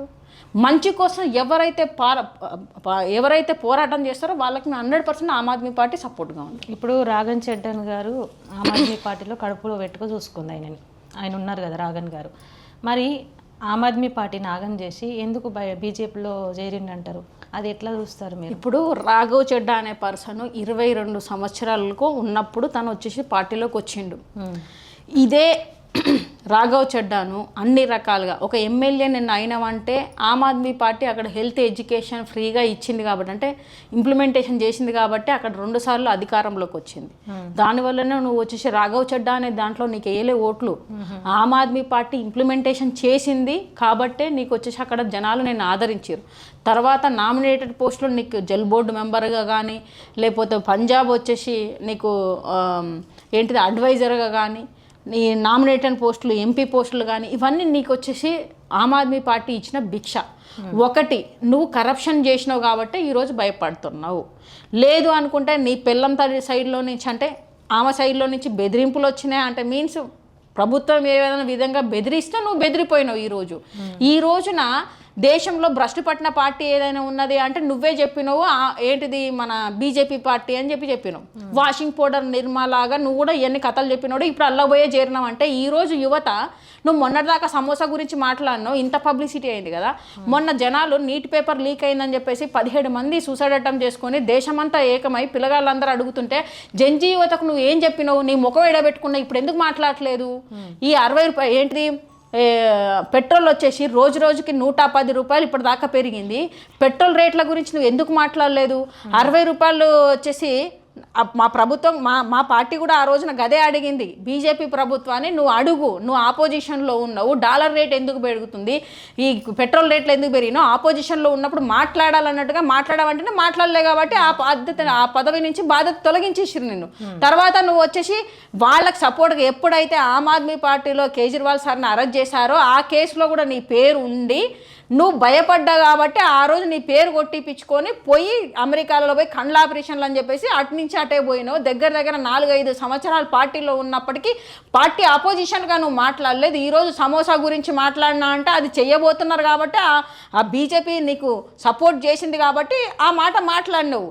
ఈ రోజున మరి అన్ని సమస్యల మీద ఎందుకు మాట్లాడవు నువ్వు? ఇప్పుడు బీజేపీ ప్రభుత్వంలోనే ఉన్నావు కదా, బీజేపీ ప్రభుత్వమే ఈ రోజు వచ్చేసి నీట్ ఎగ్జామ్ పేపర్ని లీక్ చేసింది కదా, దాని గురించి ఎందుకు మాట్లాడలేదు?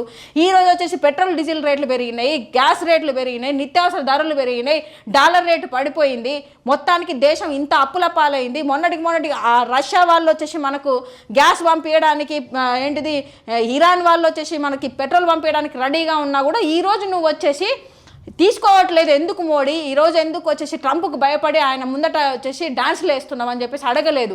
అటు సైడ్ మనకు పంపించడానికి రెడీగా ఉన్నా కూడా ఓన్లీ ట్రంప్ చెప్తే ట్రంప్ ఎక్కడ తీసుకోమంటే నేను అక్కడ తీసుకుంటా అని చెప్పేసి ఈరోజు తక్కువకే ఇస్తున్నా కూడా ఎందుకు తీసుకోవట్లేదు? మొన్న వచ్చేసి చాక్లెట్ అని చెప్పేసి మెలోడీ చాక్లెట్ అంతగానో పబ్లిసిటీ చేసిర్రు. అక్కడ జరిగింది 2.4 బిలియన్ క్రోడ్స్ వచ్చేసి ఇండియాకి రావాల్సిన ఏంటిది పెట్టుబడిని ఆఫ్ చేసిర్రు. దాన్ని చెప్పలేదు వీళ్ళు మీడియా ముందట. వీళ్ళు ఇది చెప్పరు, మెలోడీకి చాక్లెట్ ఇచ్చిండు, వాడిని ఎవరినో పోయి హగ్ చేసుకుంటా అంటే హగ్ చేసుకోవడానికి పోలే. అక్కడ అదానీ కంపెనీ వచ్చేసి బ్లాక్ లిస్ట్ లో పెడితే ఆయన సంకనాకనికి పోతే దాన్ని చూపెట్టారు. ఎంతసేపటికి దేశాలు పట్టుకొని తిరుగుతున్నారు. మరి ఇన్ని వేల కోట్లు ఖర్చు అవుతుంది, నువ్వు ఎంత పెట్టుబడి తీసుకొచ్చినావు, దేశాన్ని ఎంత డెవలప్ చేసినావు, ఎంత అప్పులు లేకుండా చేసినావు, ఇది చూపెట్టాలి కదా మోడీ. ఏం చేసిండు మోడీ? దేశాన్ని సర్వనాశనం చేసి సంకనాకిచ్చిండు. ఏమీ లేదు ఇక్కడ. ఇప్పుడు దేశం మొత్తం అప్పుల పాలై కూర్చుంది, అంతకు మించి ఏం లేదు ఇక్కడ. పార్టీలు పుట్టుకొస్తున్నాయి, పూటకోటి పుట్టుకొస్తున్నాయి. మరి పుట్టుకొచ్చిన పార్టీలన్నీ దోసుకోనికే పుడుతున్నాయా, ప్రజలకు సేవ చేయనీకి పుడుతున్నాయా? అదే ప్రజలుగా మనం ఆలోచించాలి. ఈ రోజున వచ్చేసి మనము ఏంటిది ఈ పార్టీలో వచ్చేసి పవన్ కళ్యాణ్ పార్టీ పెడితే వచ్చింది ఏమున్నదని ఒకసారి ఆలోచించండి. ఇప్పుడు పవన్ కళ్యాణ్ ఇప్పుడు పోటీ ఏనికి రెడీ ఉన్నాడు. ఇప్పుడు పోయినసారి కూడా చేసిండు కదా, చేసి కూడా ఈ ఇప్పుడు ఇన్ని 2.5 సంవత్సరాలు అవుతుంది, ఎందుకు అపోజిషన్ గురించి మాట్లాడలేదు? ఈ రోజున వచ్చేసి యువత రోడ్డు మీదకి వచ్చిర్రు. రైతులకు అన్యాయం జరుగుతుందని, యూరియా దొరకట్లేదని ఉన్నది, హైడ్రా సమస్యలు, భూదాన భూముల మీద కానీ ఈ రోజున ఫ్యూచర్ సిటీ అనే పేరుతోనే భూములను గుంజుకుంటున్నారు స్టే ఆర్డర్లు ఇచ్చి. ఇవన్నీ జరుగుతున్నా ఒక్క సమస్య మీద కూడా ఎందుకు ఆపోజిషన్లో కూడా నువ్వు పవన్ కళ్యాణ్ ఉన్నాడు కదా ఈరోజు ఎందుకు మాట్లాడలేదు? ఈ రోజు ఎందుకు యువత ఇప్పటికి కూడా మనకే వీళ్ళు కొట్లాటలు పెడుతున్నారు? దయచేసి ఆలోచించాలి. తెలంగాణ ప్రజలుగా మనం కొట్లాడి తెచ్చుకున్న ఈ తెలంగాణను మనము మన చేతులలో అంటే తెలంగాణ వాదుల చేతులలో ఉండాలి. తెలంగాణ నిధులు నీళ్లు అనేది మనం ఎంతవరకు కాపాడుకోవాలి, మనకు ఉద్యోగాలు ఎట్లా రావాలి, ఈ సమస్యల మీద మనం పోరాడదాం.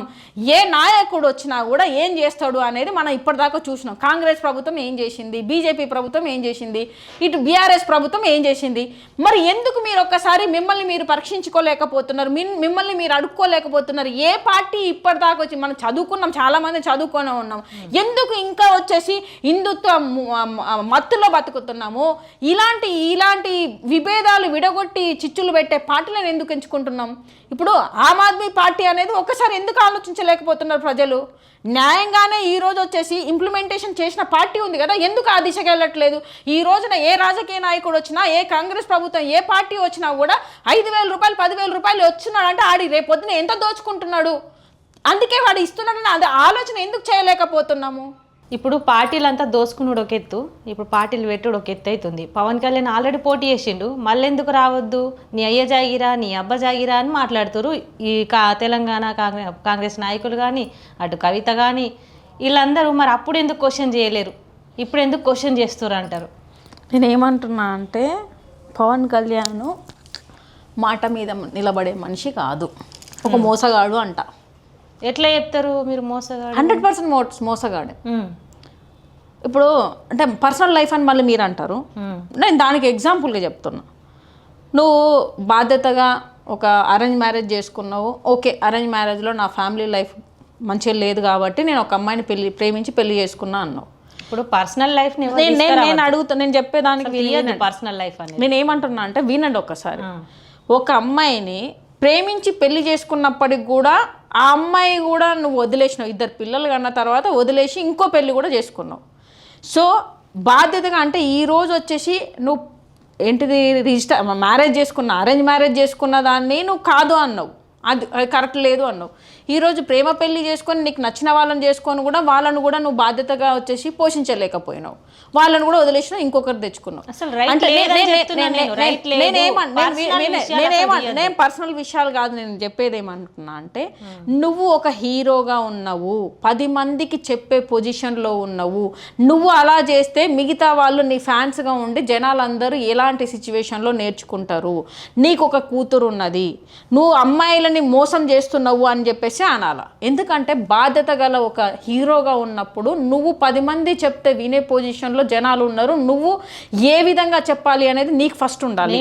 ఆ తర్వాత నేనేం చెప్తున్నా, ఈ రోజు పార్టీ పెట్టినవు, ఎన్నో డైలాగులు పెట్టి ఈ రోజు జనసేన పార్టీ అని పెట్టినవు.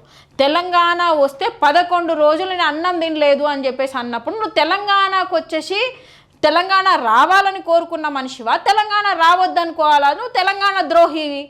అప్పటికి కూడా నిజంగా నేను ఆ టైపులో అనలేదన్నప్పుడు నువ్వు ఆ రోజే వచ్చేసి తెలంగాణ ప్రజలు నీకు వచ్చేసి ఆదరిస్తేనే ఈరోజు పవన్ కళ్యాణ్ హీరోగా అయిండు, అంతేనా కాదా? మరి ఇక్కడ తెలంగాణ ప్రజలు నువ్వు అలా ఉన్నప్పుడు నువ్వు తెలంగాణ ప్రజలకు నువ్వేం చేసినావు? నేను ఆదరించినప్పుడు నువ్వు ఆంధ్ర తెలంగాణ విడిపోయినప్పుడు ఆంధ్రాకి వెళ్ళిపోయినావు, అంతేనా? ఆంధ్ర వాదివి అన్నట్టే కదా. ఇప్పుడు 11 రోజులు నువ్వు అన్నం తినలేదు, తెలంగాణ వస్తే నీకు నచ్చలేదు, తర్వాత నువ్వు ఆంధ్రాకి వెళ్ళిపోయినావు, అక్కడ నువ్వు పోటీ చేసుకున్న తర్వాత ఆల్రెడీ పోయినసారి అసెంబ్లీ ఎలక్షన్లో కూడా నీ పార్టీ పోటీ చేసింది కదా. చేసిన తర్వాత నీ అబ్బజాగిరా అని చెప్పేసి ఎట్ట మాట్లాడుతున్నావు? పోటీ చేయనిచ్చిన తర్వాత నీకు ఫస్ట్ ఆఫ్ ఆల్ మతిస్థిమితం లేదు అని చెప్పాలి. అందుకే కదా నువ్వు ఒక మాట నిలబడవు. నీ ఫ్యామిలీ అంటే నేను ఎందుకు ఫ్యామిలీ తీసిందంటే నువ్వు మాట మీద నిలబడలేదు, నీ ఫ్యామిలీ విషయంలో నిలబడలేదు. నువ్వు పార్టీ పెట్టినప్పుడు నాకు మతాలకు అతీతంగా నేను చెప్పేసి కుల మతాలకు అతీతంగా ఉంటా అన్నావు. హిందూవాదం కాదు, సమానమే అందరూ అని చెప్పేసి హిందూ మతం ముస్లిం అని చెప్పి మాట్లాడలేదు. ఈరోజు కాపుల కులం అని మాట్లాడుతావు, ఈ రోజున హిందూ మతం అని మాట్లాడుతావు. హిందీ వద్దు తెలుగు ముద్దు అన్నాడు, ఈయన హిందీ ఓన్తోనే సంకనాక్కుంటున్నావు. ఈరోజు ఆయన పార్టీలోనే చేరుకొని ఈరోజు దేశాన్ని ఎట్లా సర్వనాశనం చేస్తుంటే వాళ్ళతో పాటు పొత్తులో ఉండి ఈరోజు డిప్యూటీ సీఎం అయినావు. డిప్యూటీ సీఎం అయిపోయినావు. ఆంధ్రాలో నువ్వు ఏం చేసినావు, నువ్వు ఏం బీకినావు అని అంటావు. మన తెలంగాణ లాంగ్వేజ్లో ఇదే అంటావు. ఆంధ్ర వాళ్ళు కూడా అక్కడ అడిగేది నువ్వు డిప్యూటీ సీఎం ఉండి ఏం చేసినావు అని చెప్పేసి అడుగుతున్నావు. ఏ ప్రజలకు న్యాయం చేయలేదు, ఈరోజు పరిపాలించుకున్న దాంట్లోనే ఏం చేయలేకపోతే మాట్లాడుతున్నావు, తెలంగాణలో ఏం చేస్తావు? పోనీ నువ్వు పోటీ చేసినావు, పోటీ చేసిన తర్వాత కూడా నీకు మతి స్థిమితం లేకుండా ఈరోజు నువ్వు తెలంగాణ ఆవిర్భావ దినోత్సవం రోజు ఎందుకు మీటింగ్ పెట్టాలా? నువ్వు నవనిర్మాణం అని ఎందుకు? నువ్వు ఆల్రెడీ నిర్మించిన పార్టీయే కదా. నువ్వు అంతకు ముందైనా నువ్వు ప్రోగ్రామ్ పెట్టుకొని ఉంటివి, మీటింగ్ పెట్టుకొని ఉంటివి, దాని తర్వాతనైనా పెట్టుకో. నువ్వు తెలంగాణ ద్రోహిగా తెలంగాణ వస్తే 11 రోజులు అన్నం తినకుంటున్నాడువి, నువ్వు తెలంగాణ ఆవిర్భావం దినోత్సవం రోజే ఎందుకు మీటింగ్ పెడతావు? పార్టీలు ఎక్కడైనా పెట్టుకోవచ్చు. ఆమ్ ఆద్మీ పార్టీ ఇప్పుడు ఇండియా కూటమిలో ఉండి ఇక్కడ తెలంగాణలో పోటీ చేస్తున్నప్పుడు మరి ఆయన పెట్టుకున్న నేను ఏమంటున్నా, పెట్టుకున్నాడమ్మా. మీరు ఎక్కడ ఆలోచిస్తున్నారు ఒకసారి అర్థం చేసుకోండి. అసెంబ్లీలో ఆల్రెడీ పోటీ అంటే అందరు కలిసి మీద పడుతున్నారు ఆయన మీద. ఎంతసేపు 11 రోజులు అని మాట్లాడు. ఒకవేళ తెలంగాణ మీద ప్రేమ ఉండి అన్నం తినలేడేమో. ఎవరు? పవన్ కళ్యాణ్. తెలంగాణ మీద ప్రేమ ఉండి తినలేదని చెప్పి ఇప్పుడు విడిపోయిందంటే ఎవరికైనా బాధ అవుతుంది కదా. ఎవరు? తెలంగాణ వస్తే బాధ అవుతుంది, దాన్ని ప్రేమ అంటారా మీ లాంగ్వేజ్లో? అది మీకే తెలియాలి. ఇప్పుడు తెలంగాణ వస్తే 11 రోజులు అన్నం తినలేదంటే తెలంగాణ మొత్తము నెగిటివ్ అనే చెప్తురు. మరి ఎట్లా పాజిటివ్ ఎట్లా చూడాలా? ప్రేమ ఇప్పుడు మొన్ననే చెప్పిండు ప్రజలంటే ప్రేమ ఉన్నది. నేను ఏమంటున్నా అంటే, ఏ కామన్ సెన్స్ ఉన్న బుద్ధున్నోడు తెలంగాణలో వచ్చేసి 1200 మంది ప్రాణత్యాగాలు చేసిన తర్వాత తెలంగాణ వచ్చి అదే రోజు వచ్చేసి ఆవిర్భావ దినోత్సవం రోజే జూన్ 2 రోజే నువ్వెందుకు వచ్చేసి నవనిర్మాణం అని చెప్పేసి ఆల్రెడీ నువ్వు వచ్చేసి నాగేశ్వరరావు గారు మాట్లాడిన విశ్లేషణలో వచ్చేసి తప్పు ఉంది అని చెప్పేసి నువ్వు పోలీసు వాళ్ళని పంపించేసి ఇక్కడి నుంచి వచ్చేసి తెలంగాణకు పంపించేసి నీకు అధికారం ఉన్నదని చెప్పేసి ఈరోజు ఒక సారీ చెప్పిన పర్సన్ని కూడా కనీసం ఒక పెద్ద మనిషిగా సారీ చెప్తే దాన్ని వదిలేయకుండా దాన్ని రెచ్చగొట్టి చిచ్చులు పెట్టి మాటలు మాట్లాడుకుంటూ నాకు అధికారం ఉంది, నేను పోలీసుని పంపిస్తా, నేను తీసుకుపోతా అంటే తెలంగాణ ప్రజలు అంతేమన్నా పనికిరాలలో కనబడుతున్నారా? తెలంగాణ ఎంతోమంది పోరాడి తెచ్చుకున్న తెలంగాణలో వచ్చేసి ఈరోజు తెలంగాణలో మాట్లాడిన వాళ్ళని తెలంగాణ ప్రజలను నీ ఇష్టానికి వచ్చేసి నేను ఏదైనా చేస్తా అంటే ఎవడైనా ఊరుకుంటాడా? నువ్వు అక్కడి నుంచే స్టార్ట్ అయింది కదా. ఈరోజు అంత చిన్న విషయాన్ని కూడా ఈరోజు ఇంత పెద్దగా చేసిర్రు. నేను తెలంగాణలో పార్టీ పెట్టుకుంటా అంటే ఖబర్దార్ మీరెవరు, మీ అయ్య జాగిరా అంటారే. మా అయ్య జాగిరే అందరిది, అందుకే మేము పోరాడుతున్నాము. ఈరోజు ఆంధ్ర పాలకులు ఇప్పుడు తమిళనాడులో వచ్చేసి ఇంతకుముందు ఆంధ్ర సగం ఉండే తమిళనాడులో పోయి గిదే పెత్తనాలు చేయబోతేనే తరిమి కొడితేనే తర్వాత ఏంటిది భాష ప్రాంతీయ దాంట్లో వచ్చి తీసుకొచ్చేసి మళ్ళీ తెలంగాణలో కలుపుకుంది. అంతకుముందు మన కాకతీయుల రాజ్యం కాకతీయులు పాలించారు, తర్వాత శాతవా వాళ్ళు పాలించారు. అప్పుడు వచ్చేసి మన తెలంగాణ మనకే ఉంది. ఇది వచ్చేసి ఎక్కడ వచ్చేసి లేదు, కలవలేదు. ఆంధ్ర వచ్చేసి తమిళనాడులో కలిసి ఉంది. అక్కడ కూడా గిదే పెత్తనం చేసిన తర్వాత మళ్ళీ ఇక్కడికి వచ్చి కూడా తెలంగాణలో కలిపిన తర్వాత కూడా ఈ ఆంధ్ర పెత్తనందారులు ఎంతమంది వచ్చేసి పరిపాలించారు, తెలంగాణ ప్రజలు ఎంతమంది పరిపాలించారు? ఈ రోజున ఇప్పటికి కూడా 60 సంవత్సరాలు వాళ్ళు మన తెలంగాణను దోచుకొని తినే పోయిరు. ఇప్పటికీ ఇంకా ఆంధ్ర వాళ్ళే పరిపాలించాలా అంటే తెలంగాణలో నాయకులు లేరా అని నేను అడుగుతున్నా. అప్పటికి నువ్వు పార్టీ పెట్టి అసెంబ్లీలో పోటీ చేసేసి ఇప్పుడు 2.5 సంవత్సరాలు 3 సంవత్సరాలు కావస్తున్నా కూడా ఒక్కరోజు కూడా నువ్వు పార్టీ నాయకుడుగా పార్టీ వచ్చేసి ఏంటిది ఒక పార్టీని పెట్టిన ఒక మనిషిగా ఇప్పటిదాకా నువ్వు అపోజిషన్గా ఒక్క మాట మాట్లాడలేదు. నిరుద్యోగులు బయటికి వచ్చి మాట్లాడారు, నువ్వు మాట్లాడినావా? ఉద్యోగాలు రావట్లేదని రైతులు మాట్లాడి రైతుల పక్షాన మాట్లాడిండు. హైడ్రా అనే పేరుతో మొత్తం తెలంగాణలో ఎన్ని కూలగొడుతుంటే మాట్లాడినావా? ఈ రోజున వచ్చేసి ఏంటిది ఫ్యూచర్ సిటీ అనే పేరుతోనే వచ్చేసి రైతులను వచ్చేసి భూములు గుంజుకుంటున్నారు. నువ్వు ఏ రోజైనా మాట్లాడినావు? అపోజిషన్లోనే ఉన్నావు, నువ్వు ఇప్పటికీ ఉన్నావు. నువ్వు ఇప్పటికీ నేను పార్టీ పెడతా అంటున్నావు. నువ్వు చెప్పినవి ఏంది ఇందాకనే మీరు చెప్పింది, ఎవరైనా ప్రజలకు సేవ చేస్తే వాళ్ళకు నేను మద్దతు పలుకుతా, మంచిగా సపోర్ట్ చేస్తాను. ఆయనకి ఇవాళ కళ్ళు తెరిచినేమో తెలంగాణ ప్రజల మీద వస్తున్నాడు, మరి ప్రజలకు సేవ చేయడానికి మరి మీరు మద్దతు ఇవ్వచ్చు కదా. నేను ఏమంటున్నా, ఇప్పుడు మద్దతు ఏ విధంగా ఇవ్వాలి? ఇప్పుడు మా ఆమ్ ఆద్మీ పార్టీ అంటే హెల్త్ ఎడ్యుకేషన్లో ఇంప్లిమెంటేషన్ చేసింది కాబట్టి నేను ఆ పార్టీలో ఉన్నా. ఈవెన్ ఇంప్లిమెంటేషన్ చేయకపోతే నేను ఆ పార్టీలో ఉన్నాను. ఎవరో ఆ పార్టీ ఇప్పుడు ఎవరైనా ఒక పార్టీని నేను ప్రేమిస్తున్నా, నేను ఒక పార్టీని ఆదరిస్తున్నా అంటే నా సిద్ధాంతాలకు దగ్గరగా ఉంటేనే నేను ఆదరిస్తా. హెల్త్ ఎడ్యుకేషన్ ఇంపార్టెంట్ కాబట్టి ఆ పార్టీలో నేను ఉన్నాను. అర్థమైందా? నేను జనసేన పార్టీకి వ్యతిరేకం కాదు, పవన్ కళ్యాణ్కి నేను వ్యతిరేకం కాదు. నువ్వు ఆల్రెడీ ఉండి నువ్వు ఏం చేసినావు అని అడుగుతున్నావు. ఒక ఆపోజిషన్లో నేను కూడా ఉన్నా. ఈ రోజున రేవంత్ రెడ్డి ప్రభుత్వాన్ని నేను వచ్చేసి క్వశ్చన్ చేస్తున్నా, నేను అడుగుతున్నా, ప్రతి పోరాటంలో పాల్గొంటున్నా. నువ్వు వచ్చేసి అసెంబ్లీలో నువ్వు పార్టిసిపేట్ చేసినావు. నీ కింద వర్గం వాళ్ళు ఇప్పటిదాకా ఒక్కరు వచ్చేసి జనసేన పార్టీ ఏదైనా ప్రోగ్రాంలో పార్టిసిపేట్ చేసింది, జనసేన పార్టీ ఏదైనా ఏంటిది రోడ్ల మీదకి వచ్చేసి ఏంటిది ధర్నాలు చేసింది, ఉద్యమాలు చేసింది, దేనికైనా చేసిందని జనసేన పార్టీ గురించి ఎప్పుడైనా ఇప్పుడు వచ్చిందా? ఇప్పటిదాకా అపోజిషన్లోనే ఉన్నావు కదా. ఇప్పుడు తెలంగాణ ఆవిర్భావం దినోత్సవం రోజు నువ్వు ఎందుకు వచ్చేసి స్టిచ్ పెట్టడానికి ప్రయత్నం చేసినావు అని నేను అడుగుతున్నా. నువ్వు పార్టీ పోటీ చేయొద్దని మేము ఇప్పటికీ చెప్పట్లేదు. చెయ్యి, నీకు దమ్ముంటే ప్రజలు వచ్చేసి దీన్ని నీకు ఏం చేయాలో ఏ సమాధానం చెప్తారు. నీకు ఆల్రెడీ పార్టీ ఉండి కూడా ఆ రోజు ఎందుకు మీటింగ్ పెట్టాలి, వద్దు అని చెప్పారు తప్ప నువ్వు అది కూడా రెచ్చగొట్టినవు, ప్రజలను రెచ్చగొట్టినవు.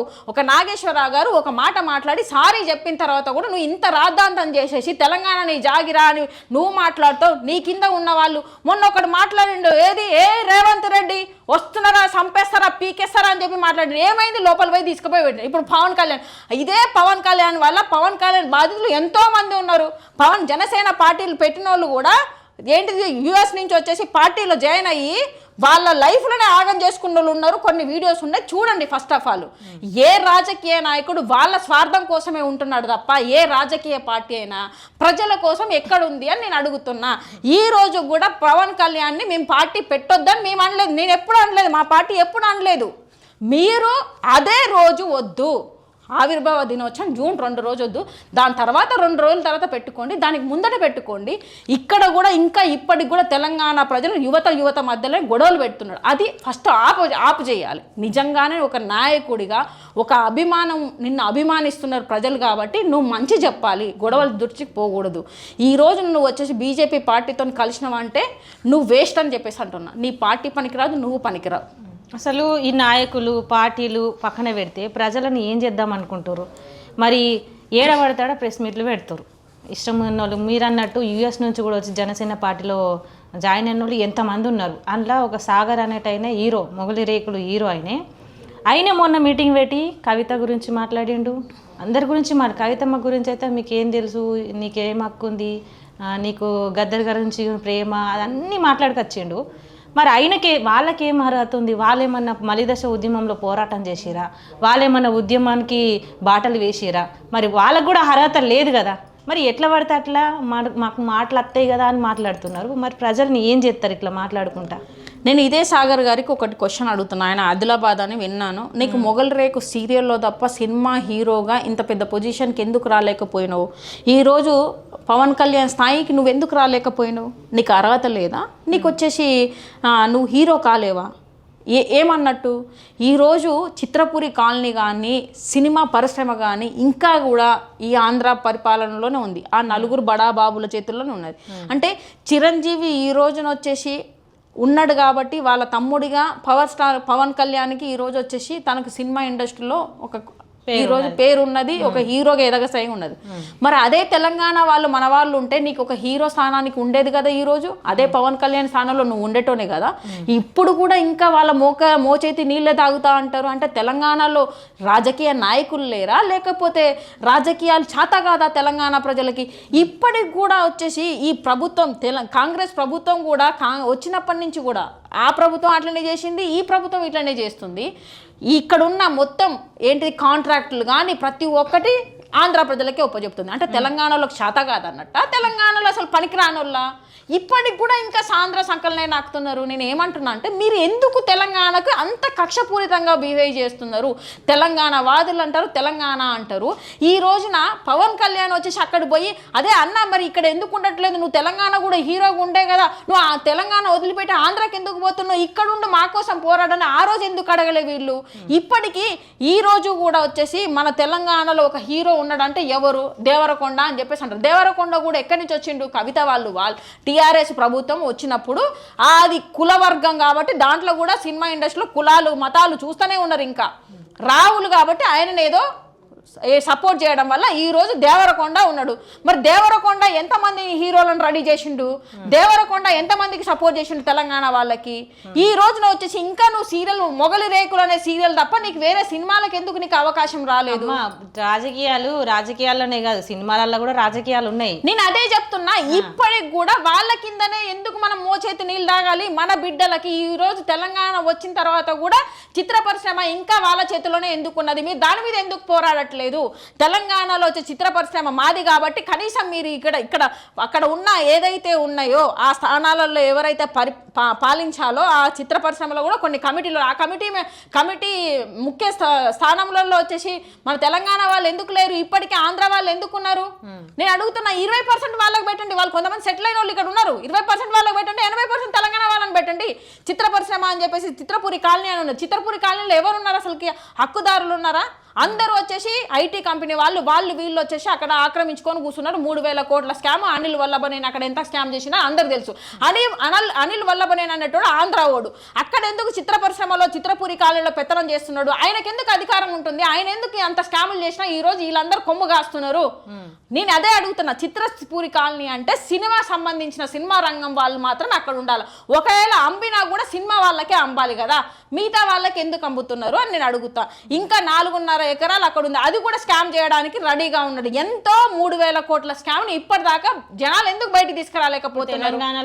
ఇదే నేనేమంటున్నా, ఇదే పవన్ కళ్యాణ్ సినిమా ఫీల్డ్ లోనే ఉన్నారు కదా, 24 క్రాఫ్ట్స్ పనిచేస్తేనే ఈయన వచ్చేసి హీరోగా అయింది కదా, మరి అదే సినిమా వాళ్ళకి ఇప్పటిదాకా ఎందుకు న్యాయం చేయలేకపోయిండో నేను అడుగుతున్నా. చిత్రపూరి కాలనీలో వచ్చేసి హక్కుదారులకు ఏంటి సినిమా ఇండస్ట్రీలో ఉన్న వాళ్ళకి వచ్చేసి నువ్వు ఇంట్లో ఎందుకు వాళ్ళకు అలర్ట్ చేయలేకపోయినావు? అంత పెద్ద స్కామ్ జరుగుతుంటే నువ్వేం చేసినావు ఒక హీరోగా నేను అడుగుతున్నా. నీ సినిమా ఇండస్ట్రీ వాళ్ళని నువ్వు కాపాడుకోలేకపోయినావు, నీ సినిమా ఇండస్ట్రీకి న్యాయం చేయలేకపోయినావు, ప్రజలకు ఎక్కడ న్యాయం చేస్తావు? ఈ రోజున డిప్యూటీ సీఎంగా అక్కడ ఉన్నావు, అక్కడ నుండి కూడా అక్కడ జనాలు ఏం మాట్లాడుతున్నారో చూస్తూనే ఉన్నాం. ప్రతి ఒక్కరు ఏమీ చేయట్లేదు, పరిపాలన లేదు, ఏమీ లేదు. ఊరికే వచ్చేసి ఏదో సినిమా డైలాగ్ ఏంటి చీజ్ ద షిప్ అని చెప్పేసి ఒక వీడియో వచ్చింది. తెలంగాణ అదేంటిది ఆంధ్రాకు పోయి ఆంధ్రాలో ఎన్ని పనులు చేసినావు? ఏంటిది క్రైమ్ తక్కువ చేసినావా? లేకపోతే ఆంధ్రాలో ఏ పనులు వచ్చి డెవలప్మెంట్ చేసిన పనులు రాజధాని కట్టించినావా?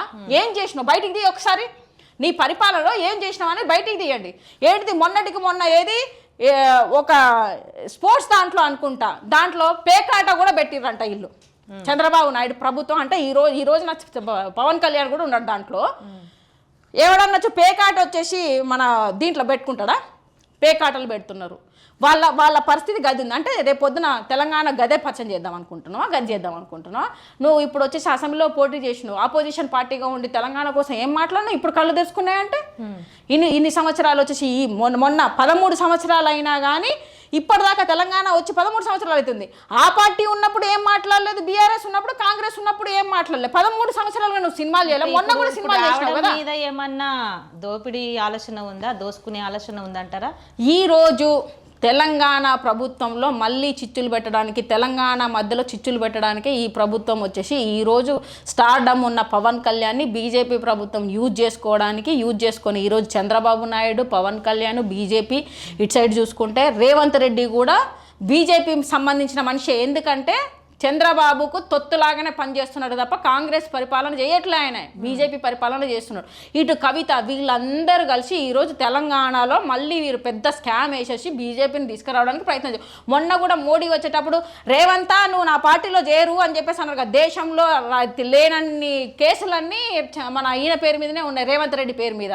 రేపు పొద్దున నిన్ను బొక్కలేస్తా అని చెప్పిపోయిండు ఆయన. రేపు పొద్దున మళ్ళీ రేవంత్ రెడ్డి వచ్చేసి బీజేపీ పార్టీలో చేరబోతున్నాడు.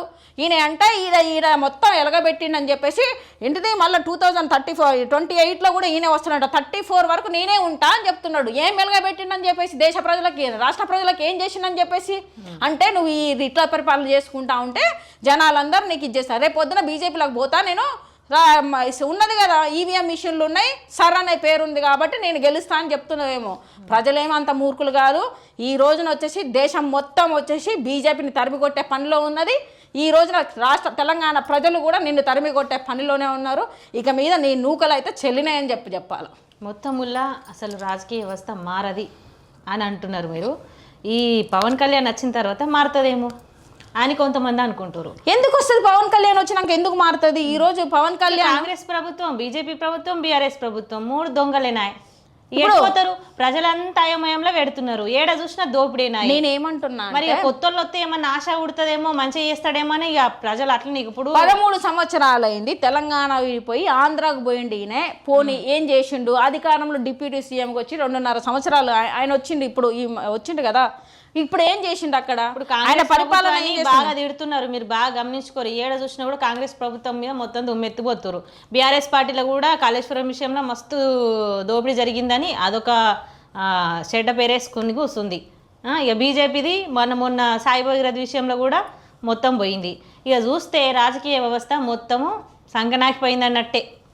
ఇప్పుడు మొత్తం పవన్ కళ్యాణ్ ఎంట్రీ ఎందుకంటే ఈ సిచ్యువేషన్లో నేను ఎంట్రీ అయితే నేను సీఎం అయిపోతా అన్న అంత ఆలోచన ఈజీయా సీఎం అవ్వడం అంటే? అంత ఈజీ అనుకుంటారు ఈ మన ఏంటిది కవితమ్మ, పవన్ కళ్యాణ్ అంత ఈజీ అనుకుంటారు.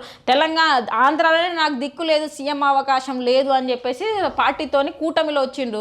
నిజంగానే చిత్తశుద్ధి ఉండి ఈయన మోసగాడు కాకపోతే పార్టీ పెట్టినప్పుడు ఏ పార్టీతోని పొత్తు లేకుండా చేయాలా, అన్ని ఏంటిది కరప్షన్ ఉన్న పార్టీలతో గెలిచి ఈ రోజున వచ్చేసి డిప్యూటీ సీఎం అయిపోయి ఏదో నీతివంతులాగా మాట్లాడిన మాత్రాన జనాలు ఎవ్వడు వచ్చేసి కళ్ళు లేకుండా లేరు, చూస్తూనే ఉన్నారు. నువ్వు పరిపాలన విధానం అనేది, నీ పరిపాలన విధానం ఎట్లున్నదని జనాలు గమనిస్తున్నారు. నీకు ఎంతవరకు ఆదరించాలో తెలుసు. అందుకే కదా పోయినసారి అసెంబ్లీలో నువ్వు వేసినప్పుడు ఒకటి కూడా గెలవలేదు. ఒక డౌట్ కూడా ఇది జనాలది కాదు, నాదే. ఎందుకంటే ఇప్పుడు కాంగ్రెస్ ప్రభుత్వము హైడ్రా వల్ల దానివల్ల దీనివల్ల మొత్తం చెడ్డ పేరు తెచ్చుకుంది. ఈ ఫ్రీ బస్సు వల్ల అయితే ఆడవాళ్ళందరూ తిట్టుతున్నారు బాగా మంది. ఒకవేళ పవన్ కళ్యాణ్ని సాటుమాటు పోయి కలిసి మరి మనం కలిసి పనిచేద్దామని ఇట్లా తోలుకచ్చుకుంటుండా రేవంత్ రెడ్డి అన్న ఆలోచన వస్తుంది.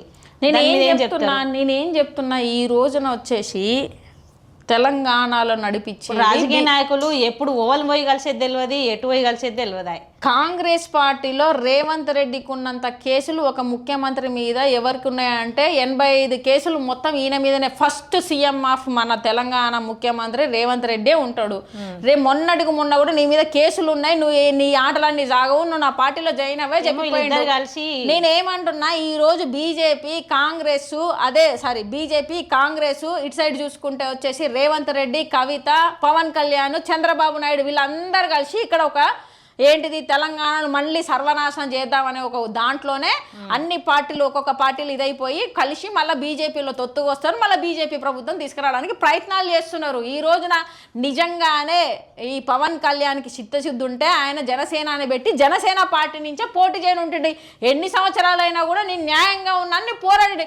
ఈ రోజు వచ్చేసి మొత్తం అన్యాయం కరప్షన్ ఉన్న పార్టీలో జాయిన్ అయ్యి నేను న్యాయం చేస్తా అంటే ఎక్కడ న్యాయం చేస్తావు? ప్రజలందరూ గమనించట్లేదా? నీకు ఏం అర్థమవుతుందో నాకైతే అర్థం కాదు. పార్టీ ఉన్నా కూడా నీ అబ్బ జాగిరా అంట. తెలంగాణ ఆల్రెడీ నీ పార్టీ ఉన్నది, నీకు మతి స్థిమితం లేకుండా పోయిందని నేను అంటున్నాను. నేనైతే తెలంగాణ ఎవడబ్బ జాగిరి కాదు, అందరు జాగిరి, అందరు బతకచ్చిడ. ఎవడు చూసినా అబ్బ జాగిరా, నీ అయ్య జాగిరా. మరి ఏదైనా సమస్య వస్తే ఒక ప్రెస్ మీట్ పెట్టారు, మాట్లాడారు. మొన్న పొన్నం ప్రభాకర్ అయితే బాగా జోరుదారు మాట్లాడుతున్నాడు. మరి ఎన్నో తెలంగాణ ప్రజలు ఎంతో అవమానానికి గురవుతున్నారు.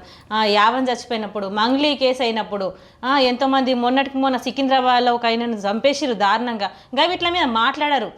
శుద్ధి ఉండదు, ఏముండదు. నేను మంగ్లీ అంటే నాకు గుర్తొచ్చింది, సినిమా అమ్మాయే కదా.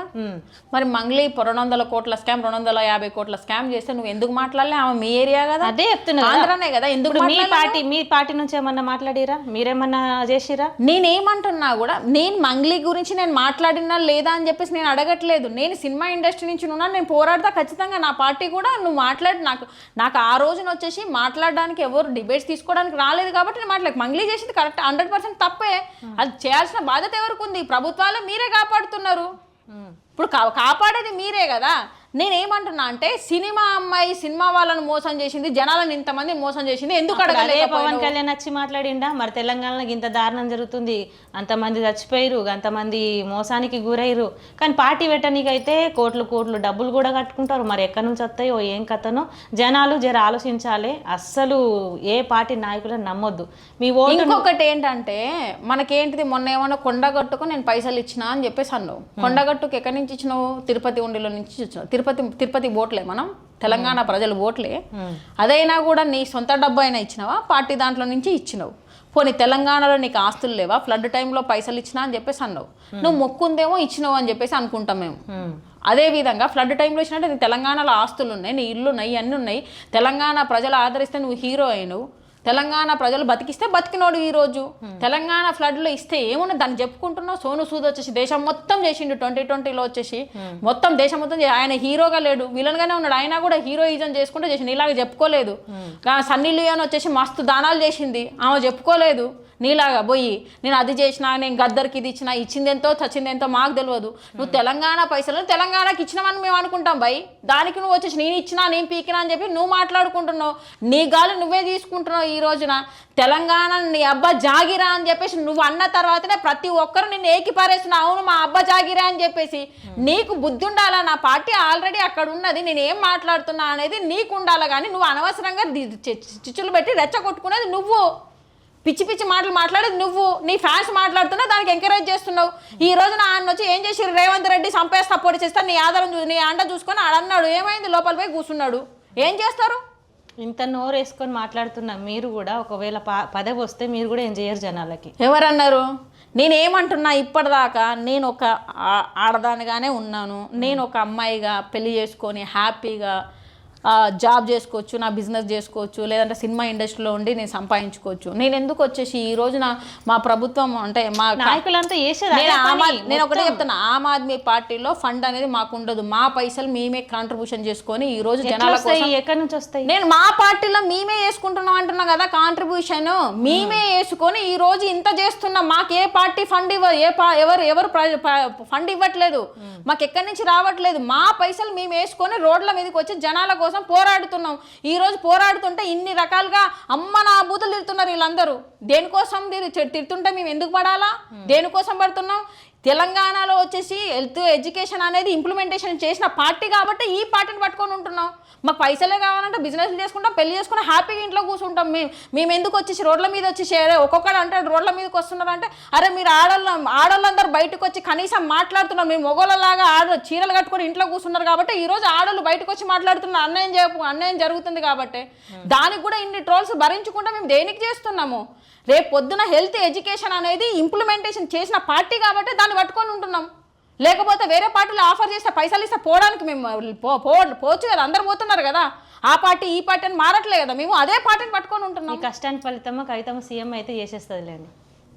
కవిత సీఎం అయిపోతుంది, విద్య ఫ్రీ అయిపోతుంది. ఆమె ఇంప్లిమెంటేషన్ చేస్తుంది అంటారా? చెప్పింది కదా, ప్రామిస్ చేసింది, పార్టీ పెట్టినాడే చెప్పింది. చేస్తా అని చెప్పి చెప్పుకోవడం కంటే చేసిన పార్టీ ఏదైనా ఉందా అని చెప్పేసి ఒకసారి చూసుకుంటే మంచిది ప్రజలకి. అంతకుమించి మనం ఎవరు ఏం చేస్తారనేది జనాలు అందరికీ తెలుసు, అది చూద్దాం. ఖచ్చితంగా మేడం, మీరు ఇట్లనే పోరాటం చేయాలని మనస్ఫూర్తిగా కోరుకుంటున్నా. మంచి మంచి విషయాలు అయితే చెప్పుకొచ్చారు. ఇక ఇట్లనే ఎల్లప్పుడూ మంచిగా సంతోషంగా తిరగాలని కోరుకుంటున్నా ప్రజల కోసం. Thank you. ధన్యవాదాలు మేడం. Thank you.